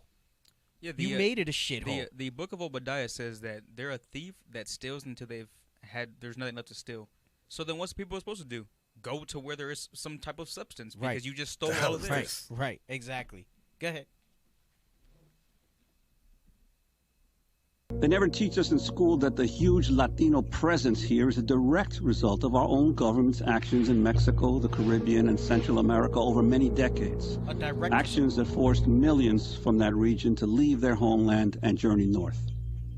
Now stop. One thing you got to realize when he says leave their homeland and journey north, the United States was part of our homeland. Right. All right. We had dealings as a people together there. The tribe of Gad, the tribe of Issachar. All right. You read in Lost Tribes and Promised Lands. We all knew each other. We all communicated with each other. And up until the conquistadors came in mass, even though we were off in sin, we still actually had our identity. Because you read, there's an excerpt in Lost Tribes and Promised Land. He tells Montesinos that the tribe of Joseph lives nearby. Yeah, right. Right, and he referring to Ephraim in Puerto Rico. Hey, this was our land because the Most High gave us this land. That's right. And they came again, right? Because you got to look at both sides, right? As a result of us being rebellious, he allowed the Spaniards, who were Edomites, to come here and take the land that God gave us for him. That's the God we serve. You went over it in Sabbath class last week. All right, you go ahead and turn on him. He's going to make you pay, and he's the power. That's it. Go ahead. My father was born in Puerto Rico in a family that was thrust into deep poverty and hunger during the Great Depression. My grandmother basically had to give her children away to neighbors and friends so that they could feed them. My father went through terrible experiences. He came out of that a sullen, alcoholic, sometimes violent man. Through understanding the enormous pain that he went through in his life, I was able to get a better understanding of who I was here in the United States. Strange case of Puerto Rico. Puerto Rico was taken as a prize of war, Spanish-American War of 1898, along with Cuba and the Philippines. Cuba and the Philippines were gradually released by the United States. Puerto Rico was not. So stop for a second. We went over that with Puerto Rico on this show. This is why I said this will be kind of a recap summary of what happened with Puerto Rico. And he mentions Cuba and the Philippines. And we'll eventually get more deep into the history of Cuba and what happened there. But, you know, you have America tell it, the United States tell it, and Cuba is this communist, terrible regime, and there's all types of atrocities, and this is why they treat Cuba the way they do. And then everybody buys that, and then you don't realize that they took possession of us in 1898. Puerto Rico, Cuba, the Philippines, right? And he says they wound up losing Cuba and the Philippines, but they kept Puerto Rico, like we read in War Against All Puerto Ricans. And he's going to talk a little bit about the sugar stuff and all that here, all right? Go ahead. When the United States took over Puerto Rico, so did 4 North American sugar companies. That's what it was all about, sugar. Puerto Rico almost flew apart because of the selfish sugar landowners. They owned tremendous tracts of land in Puerto Rico, which they devoted entirely to sugar, then worked these poor people for $1 a day or 50 cents if they could get them for that, and they'd rather see those people starve. I don't mean to imply that we were in any way cruel to the Puerto Ricans, but there is another kind of cruelty, that's indifference and neglect. They were downright cruel. In 1917, the United States imposed citizenship on Puerto Rico, U.S. citizenship, just in time to draft 20,000 Puerto Ricans and send them to fight in World War I. So stop.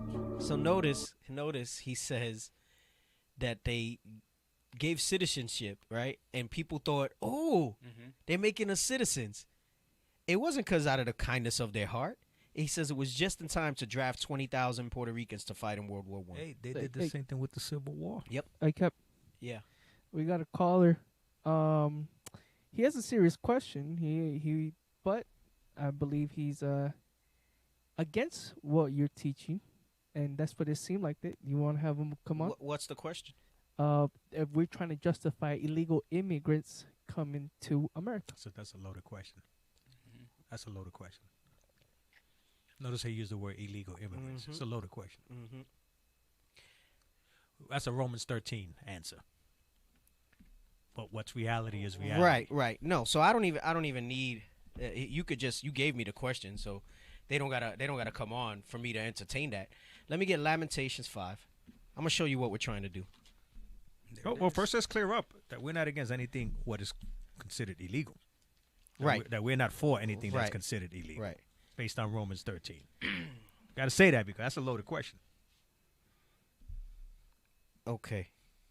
And depending on when they tuned in, we said earlier that this was all our land anyway. So who's really illegal? Right.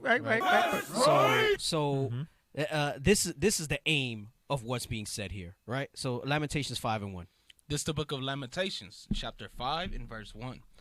Remember, O Lord, what has come upon us.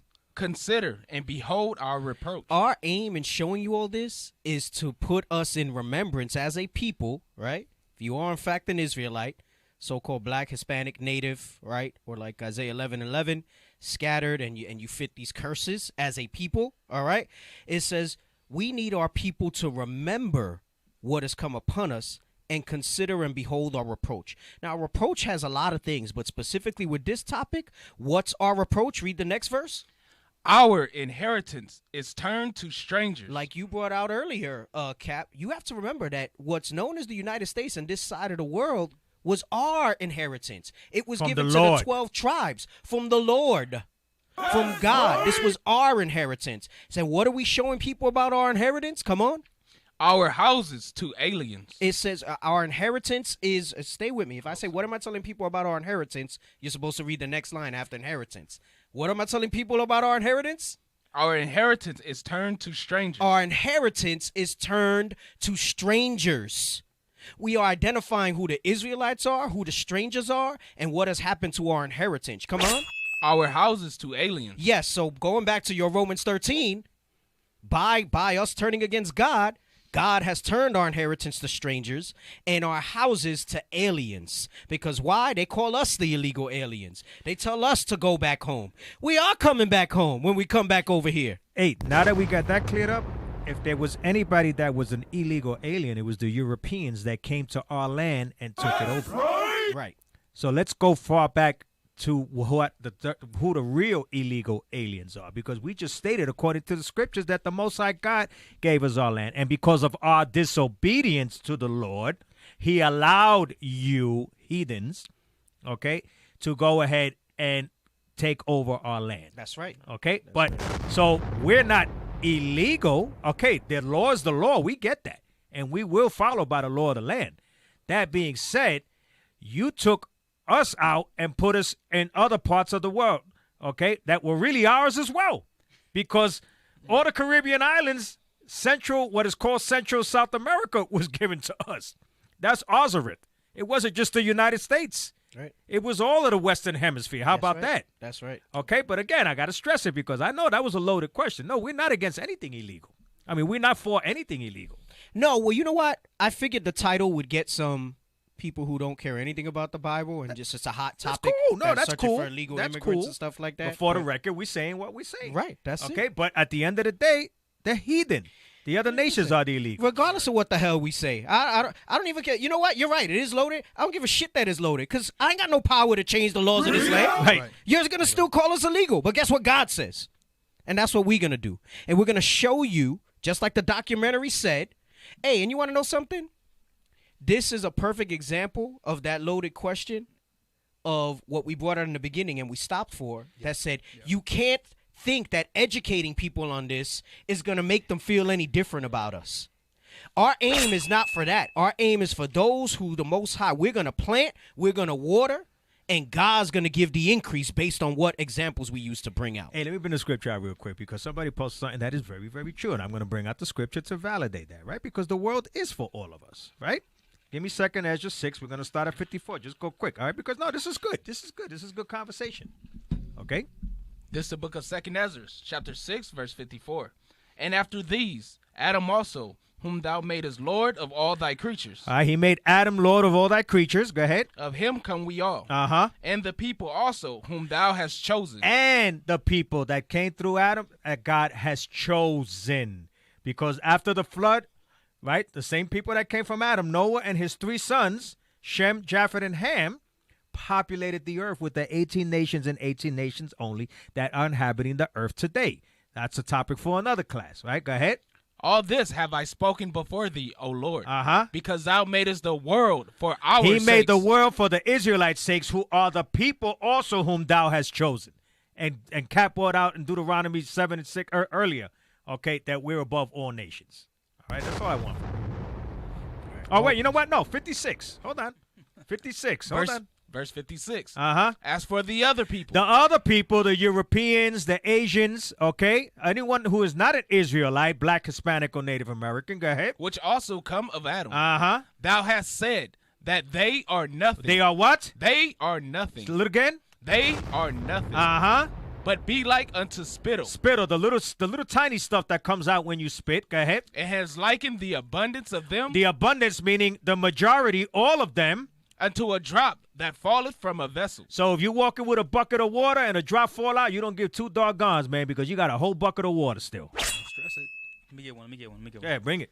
2 Corinthians 12, verse 15. Because the scripture says that we should go out and sigh and cry for the abominations that happen to our people. All right? We wake up every single day and we lace on our boots. And listen, this burden that we have on our shoulders is very heavy. But it's nowhere near heavy than what Christ took on for us. So this is our reasonable service here in this lifetime, in this captivity. 2 Corinthians 12, verse 15. This is the book of 2 Corinthians, chapter 12 and verse 15. And I will very gladly spend and be spent for you. We'll wake up, go through topics like this, be hated by our own people, be hated by the nations. But like I said, that's our reasonable service in this walk. Read. Though the more abundantly I love you. Though the more abundantly we have these topics and teach our people that they're the chosen people of God. Read. The less I be loved. And you know what? We're okay with that because like I said, that's our reasonable service. That's right. The Player Haters Club. It's the Player Haters. Hey, Buck. Got a lot of Buck Nasties out there. Give me Jose at 4 and 6 because I'm gonna bring it all home and get back on topic. 11 parts. You gotta understand. No, yeah, it's gonna be a lot of parts. We've gone through 6 minutes, bro. It's gonna be a lot of parts. Bro, I haven't even got into the article pieces. I haven't even spoke about School of the Americas. Right. We got like 40 minutes left. Come on. This is the book of Hosea, chapter 4 and verse 6. My people are destroyed for lack of knowledge. My people are destroyed for a lack of knowledge. Is that in that verse? Say again? Is that in on that verse? No. Come on. Because thou hast rejected knowledge. Because we've rejected knowledge. Come on. I will also reject thee. God will also reject us. So the main reason what we're trying to imply, it's not an implication. We're telling you outright, our people, the Israelites, were destroyed for a lack of knowledge. So now what we're doing is we're educating them again to avoid those same pitfalls and that same mistake. That's why we're going over this stuff, so that God can stop rejecting us. I don't give a damn what you say. Legal immigrants, all that stuff. Like you said, that was the dog whistle right there. Illegal immigrants. No, he also used the word imply. Right. No, we ain't implying anything. No, we let the Bible talk. I'm telling you straight. With all these scriptures that just came out, we're telling you straight. That's what our aim is to do. Right? And if you don't like it, go tell your friends about it. And if you were sincere, tell them come. Tell them come. Come. Go ahead, play it. At the time, the people of Puerto Rico did not even vote for their own governor. The official language of the courts in Puerto Rico was English. The official language of the schools in Puerto Rico was English. Stop. My father Stop. When you read Bartolomé de las Casas, A Short Destruction of the Indies, it clearly says that they spoke to us, the indigenous people, in Spanish. because they knew we did not speak Spanish. When you read the book, it says it. They laid out laws. I have trouble pronouncing this word called the requerimientos, the requirements. Yeah. Okay? It says it read them in Spanish because they understood that we didn't understand Spanish. For those of you that think we're Spaniards, Spanish was not our language. It was Hebrew. We were speaking Hebrew. Taino means buena gente, good people in Hebrew. Borinquen and Boricua is a Hebrew word, brave Lord, land of the brave Lord. Okay? They spoke this. This is exactly what they used the same tactics that the Spaniards used. They forced us to go ahead. They gave us the things in English because they knew we couldn't understand. Who knows how many contracts we signed that were in English because we couldn't understand. And we bring out all the time the School of the Americas. That's what that's all about. Right. So just to recap, he says right before World War I, they made Puerto Rican citizens and then drafted 20,000 to serve in World War I. But yet they were not even allowed to vote for their own governor on the island, let alone president that they still don't vote for. They get no electoral votes. They were not even allowed to vote for their own governor. Remember, that happened much later. We'll eventually probably circle back to war against all Puerto Ricans at some point, but that happened much later. Well, really, life lasts. Well, we'll see. Just too much good stuff out there. Not too much. Know? And then the spirit kind of nudges us somewhere else. So, all right. So now he says, and then at this time, in a Spanish-speaking country, right? Not that because none Spanish nor English is are languages, right? That's the languages of our slave masters. He says in schools they taught English. You were forced to speak English. Go back like 10 seconds. So when he says that part, and that's time too. We gotta go back a few seconds. Bro, 10 seconds. You just went back like 7 minutes. I know he did that last time. I told him go back 10 seconds. He went back to a minute and a half. Hey, and I'm really trying to be quiet, man, but it's hard, man. I know. What are you doing? Why you went back so far to Truman? Go forward. Well, I only needed 10 seconds. What's wrong with your finger? It's hard because you know how when you scroll, you miss it and you go back. Right there. At the time, the people of Puerto Rico did not even vote for their own governor. The official language of the courts in Puerto Rico was English. The official language of the schools in Puerto Rico was English. My father remembers in the 1930s as a child being punished for speaking Spanish in school in Puerto Rico. In a Spanish-speaking country, you're punished for speaking Spanish. That ain't our language anyway. Ain't that something about a B? Right. Wow. Hey, they try to get you with that now. Hey, Judah be on that now too. They try to bring that one out in the New Testament that says don't speak another language. The hell is this? But that's really going into if you're breaking down scriptures and there's people not there. But then Judah be trying to whip that out and say, don't be speaking other languages that we don't understand in front of each other. Hey, Judah always hate that thing, man. I remember growing up, man. Be like, nah, don't do that, man. I don't know you speaking about me. Yeah, it was real heavy in LA. Yeah, man. That's really what it's about. It's security. I don't know if you're speaking about me. Right. Because they don't tell Levi that.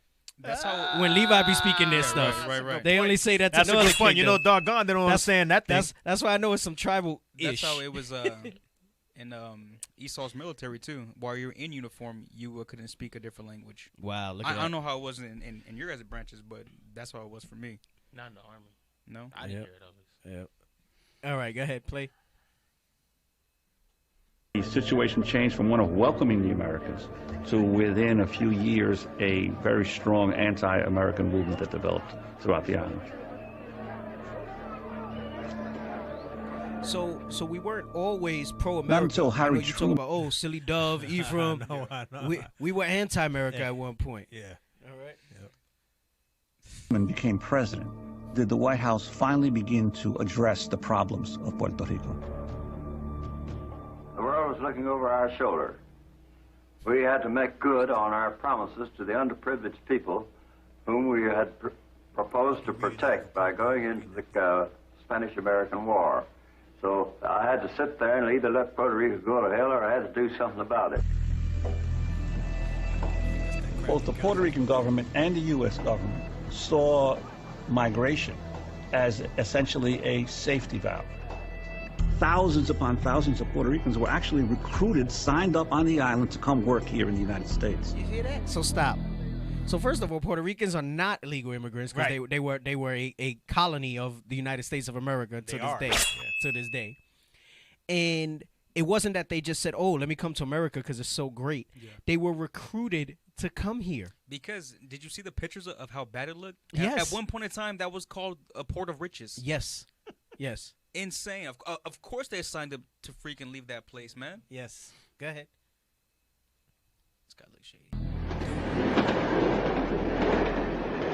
My parents came to the United States right after World War II in 1946.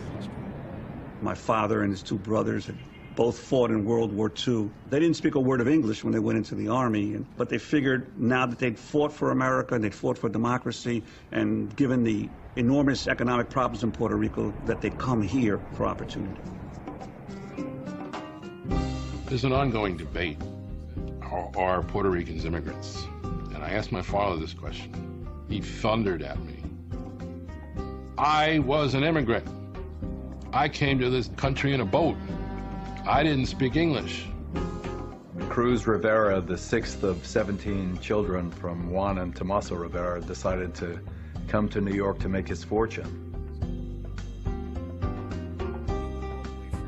Came literally on the banana boat, on the freighters they used to ship produce from Central America and the Caribbean to the United States. He arrived in a city that was riven with racism and discrimination. He got a job on 42nd Street and 6th Avenue in a cafeteria. That's where he met my mother. They fell in love and married. My parents left Puerto Rico because of money. They were in search of the American dream. My father was the last of 13 kids growing up in a very small sugarcane part of Puerto Rico. He came for a job. He landed in February, right before the end of the Second World War. 2 days later, he got a job at the Warwick Hotel, and he stayed working there for 39 years. My dad just wanted us to be the Puerto Rican Ozzie and Harriet. He wanted us to fit in. He started using the name Al instead of Cruz. He wanted very much for us to be just like every one of our neighbors. One people. This is what we read in First Maccabees. Leave your customs, leave your laws. And nobody told him. There wasn't an edict at that time to do it.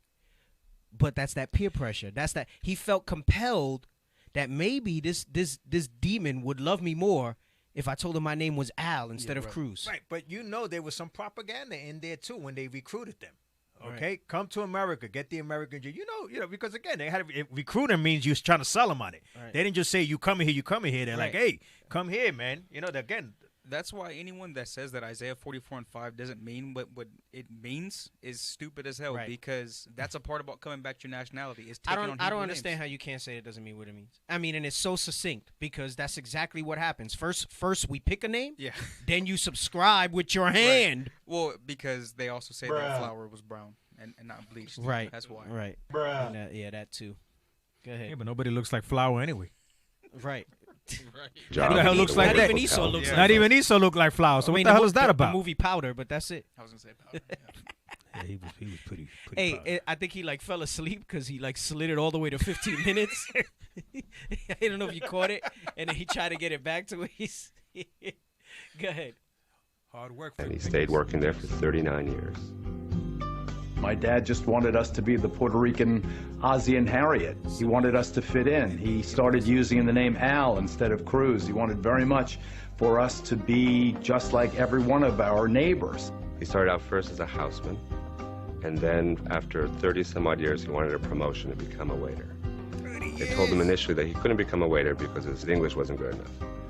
All of the waiters at the hotel at the time, they all had broken English, except they were Germans, or they were Greeks, or they were Italians. There were no Latino waiters at the time. Stop. He couldn't. It took him 30 years to become a waiter from a houseman, and that was a promotion. And it took him 30 years because they said that his English was broken. But he said they were Germans, they were Italians, basically Dutch, whatever else he said, whose English was broken too, but they weren't. They weren't Israelites. He said, "Hold on, guys. When I took this job, you guys promised me." Never mind, man. That's terrible, Hey, bro. and here's the Germans, thing, right? Germans, Greeks, and just whatever. to show you how it's spiritual, because you see this man here, he could probably pass for Esau, right? Oh yeah, And yeah, so, definitely. so it wasn't about that. It was about spiritually who we are. It's about us. It's about us. Because let me tell you, when they get upset about us speaking Spanish, you don't hear them say that about French. Nope. Oh, French is the language of love. Oh, it sounds so beautiful when you speak that. Or Italian. I've never or Greek. I've never seen any or kind German of YouTube video where someone said, "Go back to your country speaking French." I've never seen that before. Hey, it's only been Spanish. They'll order themselves a croissant, but they won't order empanada. This is true. This is true. Or me a croissant too. Filed a union grievance to become a waiter. He wanted to become a banquet waiter. He always would make the joke anyway. They didn't matter how good your English was, because when you're a banquet waiter, everybody gets the same thing. Everybody gets chicken. Wow. Damn. Hey, and that's Ephraim. You see his pops. You look at him in that picture. He don't really look what you think. There were definitely positive benefits from the U.S. relationship with Puerto Rico that helped industrialize the island, built roads and infrastructure, and provided jobs that didn't exist. Stop. But it came at an enormous benefits. But if you watch the show and what we went over in the war against all Puerto Ricans, he says they industrialized us. But what they did was they left us industrial. They didn't do that for us. They did it for themselves. So just because there's a benefit from it, right? So listen, I'll give you an example. I get my ass beat 5 or 6 times, but each time I get my ass beat, I learn to fight better. Were they beating my ass to make me fight better, or were they beating my ass because they want to beat my ass? Right? It's not like they did that to as out of benevolence. Is my point. You're right? like, thank you. I'll see you the same time next week. Right? You know what I'm saying? So you hear that language and you say, oh, but you guys benefited. Yeah. We read how we're still an industrial economy, and we've never migrated out of that in Puerto Rico, right? We've never migrated into the economy where the rest of the world is at, where the rest of major countries, right? And be able to come up out of that. This is why I say, in my opinion, that independence is not going to work for Puerto Rico. Nope. It too much has been done that if you go for independence, it's going to become like a Cuba almost. Hey, you know what? One day they'll allow it, maybe, if it's the Lord's will. And they'll be begging right back to America to put us back up. Yeah. You watch, man. No, I think it has to be statehood. It has to be state. Like, if they're not going to stay a colony, it has to be statehood. That's they have no choice at this point, as far as I'm concerned. Go ahead. Price. My anger in delving into this history is tempered by a conviction I've always had that the American people still cling to the basic sense of fairness. Once they have accurate facts, they rarely allow injustices to stand. Stop. He said that he basically was angry when he researched this stuff, but his anger is tempered, right? When he realizes that once the American people are presented with facts, they don't allow injustices to go on. Now, remember, this was in 2012. This was pre-Hurricane Maria. This was pre-Hurricane. This was pre-Trump and everything that happened there. I wonder if he feels the same now, because you saw injustice there. You saw what happened there, and they still didn't give a crap. So I don't know what earth he's living in. What country he's living in where that's the case. It's willful blindness. It's one of those things where, like, it doesn't exist because it's not seen. Basically, we fall prey to the effect of, remember how we were bringing out the illusion of inclusion, and it says white people don't understand our plight because they live in a world and in a society and in a socioeconomic status where they can't contemplate what it's like to be like us. And what happens is we forget in the process of time as we get into these things and in these positions, because he operates in circles of the media, and that became his career and stuff like that. And while there are some of our people in there, it's dominated by Esau. It's dominated by the white man. So you start to kind of lose touch with the reality of what's really there. And then you also got to, listen, it's the cancel culture. Maybe he does feel more strongly, and if he says something like that, he jeopardizes whatever's there, you know? So, I mean, which is fine if you would repent and just kind of support us on the back end. Open up some doorways and stuff like that. You know? That's right!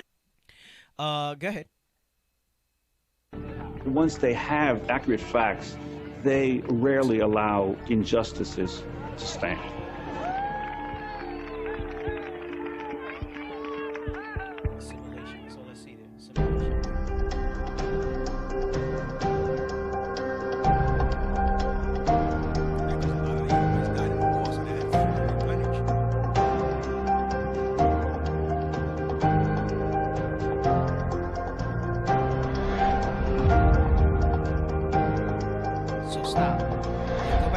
Graphic.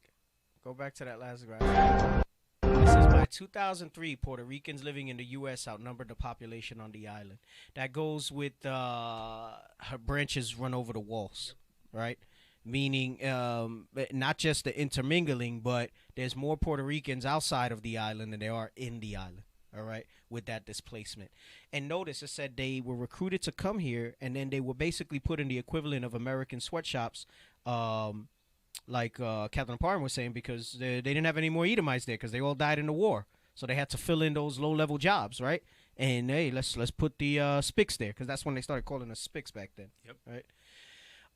So by 2003, Puerto Ricans living in the U.S. outnumbered the population on the island. There continues to be a mass exodus of that. I mean, I think the island, they said it's a population of like 3 million and change. There's definitely more Puerto Ricans here in the States than there are in Puerto Rico at this point. Go ahead.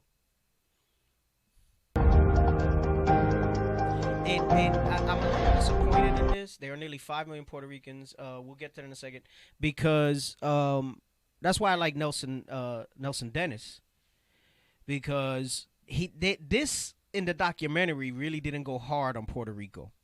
The book talks about it a little more than the documentary, as to how bad the displacement was. It just kind of glazes it.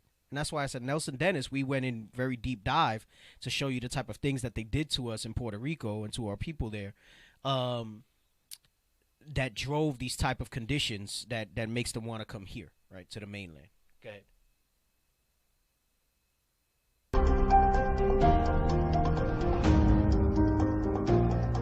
And that was as of 2012. And that's documented. If you had to pick one date where U.S. foreign policy towards Latin America went wrong, the date would be 1954 and the place Guatemala. So that's the former U.S. ambassador to El Salvador. We're not gonna get into the whole Guatemala thing today. We're gonna give the little opening of it, and then we're gonna go to some reading a little bit of the articles that I have posted up, because we're coming up towards wrapping up the show. So we'll probably pick up with Guatemala, Lord's will, when we get back into it. So he's letting you know, he says the policy really shifted there in 1954 with Guatemala. And I'll explain why, and I guess we'll leave it with that after we watch this next couple minutes. Go ahead.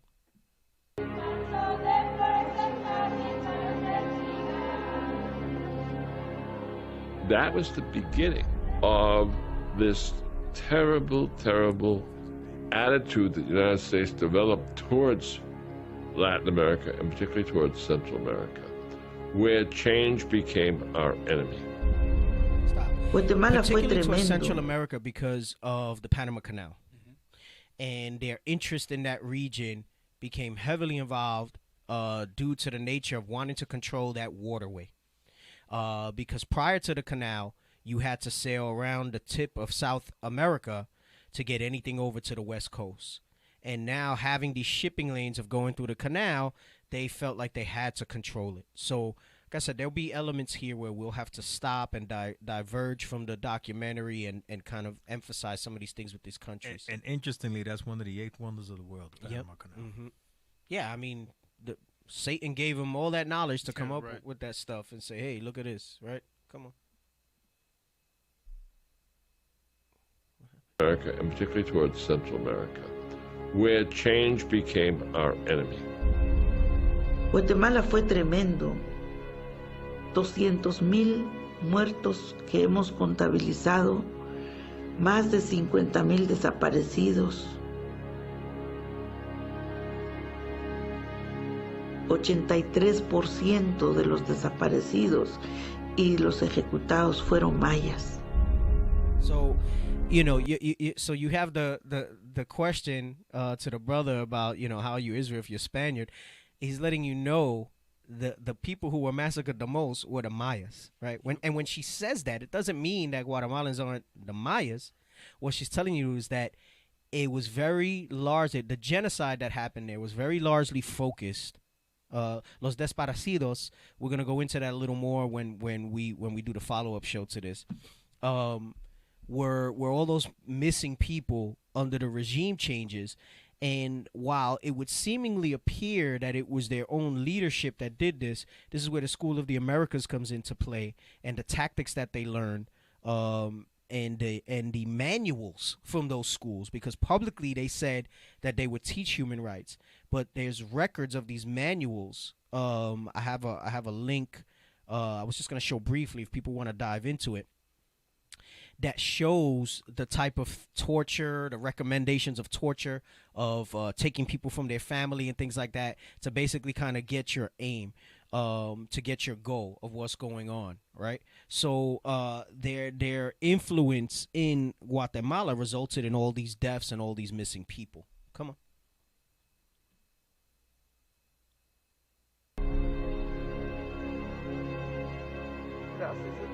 O sea, el dolor es demasiado fuerte que nuestro pueblo nunca lo va a olvidar.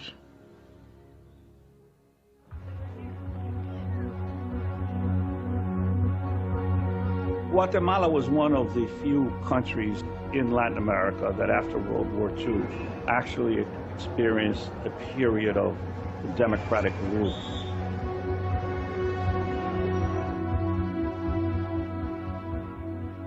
President Jacobo Arbenz was determined to reduce widespread poverty by effecting major land reform in Guatemala. Only 2% of the owners controlled 75% of the arable land, and of all those, the United Fruit Company was the largest, with some 600,000. So the United Fruit Company is a company based out of the United States. You read about them in War Against All Puerto Ricans. Does it mention them in Flame of Resistance? I think it does. And what's the other book you have about the Hawaii thing? Oh, the Puerto Rican diaspora. That's the United Fruit Company also.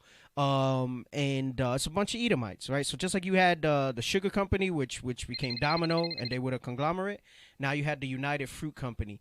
And notice what happened, what we're going to get into more on follow-up shows is, remember how they said this particular president, he was in office from 1951 to 1954. His aim was to change the inequity that was there. And when did she say the atrocities happened? In 1954, because they wanted to remove him. So they supported a coup to remove this guy, because he said 70% of what was owned there was by the United Fruit Company. Hold on with the phone call for a second. Go ahead, finish this. Yep. We'll get the phone call in a second. Go ahead. Acres of property. It was such a powerhouse, owning its own railroads, its own shipping lines. It really was more powerful than any government throughout most of the 20th century. Yeah, the United Fruit Company was in more fact, powerful Latin than any America Good. became the incubator for all the great American multinational companies. Two of the key principals in the U.S. government, John Foster Dulles, who was the Secretary of State under President Eisenhower, his brother, Allen Dulles, who was the head of the CIA, had both been law partners in the main law firm that represented United Fruit Company. The feeling was we could very easily overthrow this progressive government and make it a lot easier for the United Fruit Company and other American businesses to operate in Central America. So stop.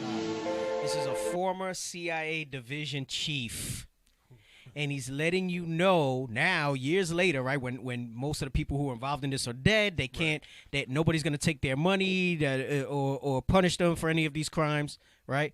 But they still want to hunt down Nazi war criminals and make them pay and their families pay. But anyway, he says the key was to overthrow this progressive government and basically make it more beneficial for the United Fruit Company, not just in Guatemala, but in all of Central America. Central America. We're gonna stop there. All right, as far as the documentary is concerned. And let's what's the phone call? Who's calling in? What's the phone call about? It's the brother from California. He's called before. Okay, all right. You can put him through. Hey, Cap. Hey, Cap. I was the one that called in a couple months ago. Remember the white lady at the Edomite that told me she likes a white privilege? They finally canned me. Ah, okay. All right. Shalom, brother. They finally canned me. Wow. They canned so me, they got and you, they huh? did it. Yeah, you remember Oakland? Oakland right now, they get the whole BLM, that whole facade. And I don't want to get us banned, so I'm going to watch what I say. But yeah, they did me up because I'm for keeping our commandments. And they do not like us. They do not like us. They hate our guts. They hated Christ. They hate us. And they did me up. Right now, the Most High. What is it, Cap? So I said, so you're experiencing that firsthand. Oh, I expected it. I expected it. The bishop told, even before the bishop, what's that guy's name? Dick Gregory. He says, even if you behave and you don't expect not to get a whipping. Yeah, that's right. That's right. Even if you behave, and you're right about that. And they did me up. They let these ladies lie on me. And they made all kinds of stuff about me, and Officer Refinery warned me not to, but it was too late because I got Deacon Asaph got me in touch with Officer Refinery afterwards, and they know that I obey the commandments, and they did me up. The Most High landed me. Right now, I'm jumping from 10th position to 10th position, and I have a permanent position possibly coming up. All praises to the Most High. But yeah, they hate us, and what you're bringing out the history.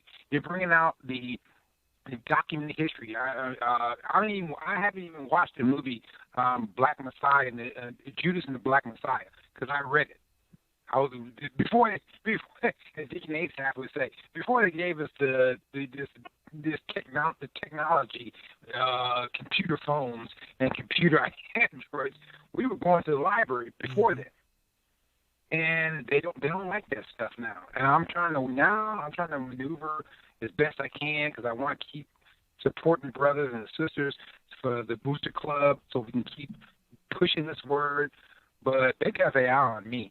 And here's the crazy thing. Here's the craziest thing, Cap. Here's the craziest thing. I'm not anti-police and I'm not for the police. I'm just like, hey, look, if something's going on, I'm not able to deal with it. Hey, let me call them. Right. Hey, well, that's what Romans 13 guides us by, and there's another scripture that talks about we have to be taught to be subject to the magistrates and stuff like that. So, like you said, is there an issue with our policing? Sure, but we also got to understand that the powers that be are ordained of God. So. Exactly. I mean, look at the murder rates they've gone up since this whole thing has started off. These young kids out here, I've dealt with them face to face. And wow. It's amazing. But I just wanted to call in, Cap, keep on doing what you're doing. I'm going to be over in the SAC, Cap, and hopefully I won't make this Sabbath, but I'll make the next Sabbath because I just got myself back on track. And I'm just getting reacclimated, but they did me in. But I love you, Cap. Keep preaching. Keep doing what we got to do. I'm doing my end, what I got to do to help the brothers and support this movement. And, hey, if I die in this truth, I die in this truth. I love you, brother. I'm going to let this go because you got a lot of stuff you got to teach. I love you. Thanks for taking my call. Hey, no problem. Thanks for calling in. Lord's will, you land on your feet with something permanent. Thanks for the support. All right, so I'm looking at some of the comments here, and yes, so I saw someone say they were mentioning how they were just talking with somebody the other day about how the U.S. overthrew our band. So that when we pick up again to continue on with this Harvest of Empire and this illegal immigration topic, we're going to talk a little more in detail because Guatemala kind of is what kicked it off. And I want to just look at the quick article, and what I mean by Guatemala kicked it off. Hold on. No, and then you know what? I do want to show one more video to wrap it up. I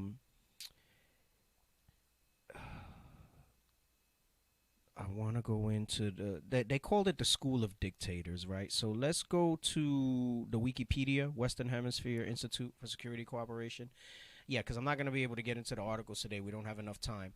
And scroll down. I'm just going to read the opening because what wound up happening was that this was instituted, right? So the Western Hemisphere Institute for Security Cooperation is called WINSEC today. Formerly, it was known as the School of the Americas, because you're going to start hearing about that as we go through the documentary and as we read certain articles. Is a United States Department of Defense institute located at Fort Benning, Columbus, Georgia, renamed in the 2001 National Defense Authorization Act. So in their National Defense Authorization Act, they were getting so much bad press in the late 90s because it was coming to light everything they did, starting with Guatemala, which we'll dive deeper into on the next episode of this, that this came up. Scroll down. Let me see what it says there. So no, scroll up. I wanted to see the little thing on the right if it says when it was formed. You're going too much. Scroll down a little. Scroll down. No, it just gave the coordinates and stuff. Scroll down a little more. So in 1946 is when they started with this, before it became School of the Americas. So they were, you'll read there, we'll read it again when we restart this episode. It says in 1946, the United States Army founded the Latin American Training Center Ground Division, right? So this was the genesis of what became the School of the Americas at Fort Amador in the Panama Canal Zone, right? So this is when they was starting to really try to get in the area to manipulate and have control of the Panama Canal, to centralize the administrative task involved in training the increasing number of Latin Americans attending U.S. service schools in the Canal Zone. It was an indoctrination program. The school trained Latin American military personnel to use artillery and advanced weapons purchased from the United States and provided instruction in nation building. Right? The hell is this? As we explore and we go down this hole, you're going to understand that the nation building to them was nation building with the United States interest in mind, not with the interest of independence for the people of these Central American countries. The Army soon renamed the division the Latin American Ground School and divided it into 3 departments: engineering, communications, and weapons and tactics. The school was affiliated with Army training schools in Panama that included the Food Service School, Fort Clayton, the Motor Mechanic School, Fort Randolph, and the Medical School, Fort Clayton. Chronic under-enrollment occurred during the school's first few years, as Latin American officials preferred to have personnel trained within the continental United States. Cadets of varying degrees of education and military experience were placed in the same courses. In 1947, discussions of national caste and class divisions in Latin American countries among U.S. officials led to changes in course structure that created separate classes for officers and lower ranks. So that whole separation and everything, they played upon that. During the 1940s and 1950s, the school sought to prove that the quality of training provided matched or exceeded training provided by institutions within the U.S. When a group of Argentine officers attended a 3-month course in 1948, the school painstakingly structured the program to convince them that the U.S. was enterprising, efficient, and powerful. 90 seconds. Administrators leveraged preconceived notions around Argentine racial superiority in Latin America to cultivate feelings of equality between the Argentine officers and their U.S. counterparts. So this was where they basically convinced them to love the glory of the Grecians more than their own people, more than their own fathers. The hell is this? Scholar Leslie Gill has argued that the ground school not only trained students, but incorporated them into the ideology of the American way of life by steeping them in a vision of empire 60 that seconds. Their aspirations with those of the United States. You know what that's saying in a more eloquent way? You too can be gods. You too can, just like the serpent beguiled Eve. That's basically what that doctor said at the very beginning. Mm-hmm. He said that we're all capable of the same things. That's from that ideology right there. Yes. So that American way of life, steeping them in that vision of empire, was the same tactic that old serpent used, starting with Eve, and he was using it on our people as they started to form the genesis of the School of the Americas. And that's via idolatry, because our people, not us, repented, idolized the Caucasian man. Right. That's it. That's it, because we held that in esteem, and this is why they have us in derision. So I'm going to leave it with that. We have a lot more stuff to go over. It's not even just the main documentary. I have several articles. I have another clip I wanted to show about immigration, but I'll save that for the next episode. How far we got? 12 minutes? 12 minutes into it we got? 12 minutes in. 12 minutes in. Well, we were talking about some other stuff, laying the groundwork. So before we even started it, we were already going 1440. 1440. Which leaves us with 1 hour and 13 minutes. It's all right. We're going to get it. We're going to get it. Hey, we have content for the next several weeks. We're good to go. That's right. We're good to go. We're good to go. Oh, I'm not complaining. I'm just saying. No way. So 2 parts. Listen, I try to, as I was finding stuff, I had to stop researching because I said, damn. But now I'll go back. I'll research a little more, since I know we're going to spread it out for like a year. Anyway, I pray y'all were edified. That's the show for tonight. All right. Make sure that you tune in to the Saturday show. All right. That's 1 hour. That's 11 a.m. Arizona time. That's on Saturdays. That's exclusively on Facebook at The Lost 144K. Continue to support, like, share, subscribe to the page. All right. Both on Facebook and on YouTube. We have the Twitter as well at IUIC Phoenix, Instagram at IUIC Phoenix as well. And we appreciate the support. Continue to learn. Hey, and if you guys get around to it, make sure we post a link, producer, for the whole documentary. And then maybe some people will be able to call in and like point aspects out as we're going through it that we might not have. Oh, not only that, it'll start making more sense too as we break right, it down. right. If you guys can watch the whole thing yourselves, it'll start to make more sense as we break it down and stuff like that. Spiritually, So, yeah. So you guys can watch it for yourselves as well. Any closing comments? Shalom. All right. With that, we say shalom. Lego. Israel is back. We back. Israel is back. We got back. The nations running scared because Israel is back. All lies on us because we keeping them low. When the Lord returns, Babylon will fall. Precept solid. We got them on lock. God's chosen people with Christ as our rock. Israel is back. We back. Israel is back. We back. You heathen, get ready for our whip to crack. Damn.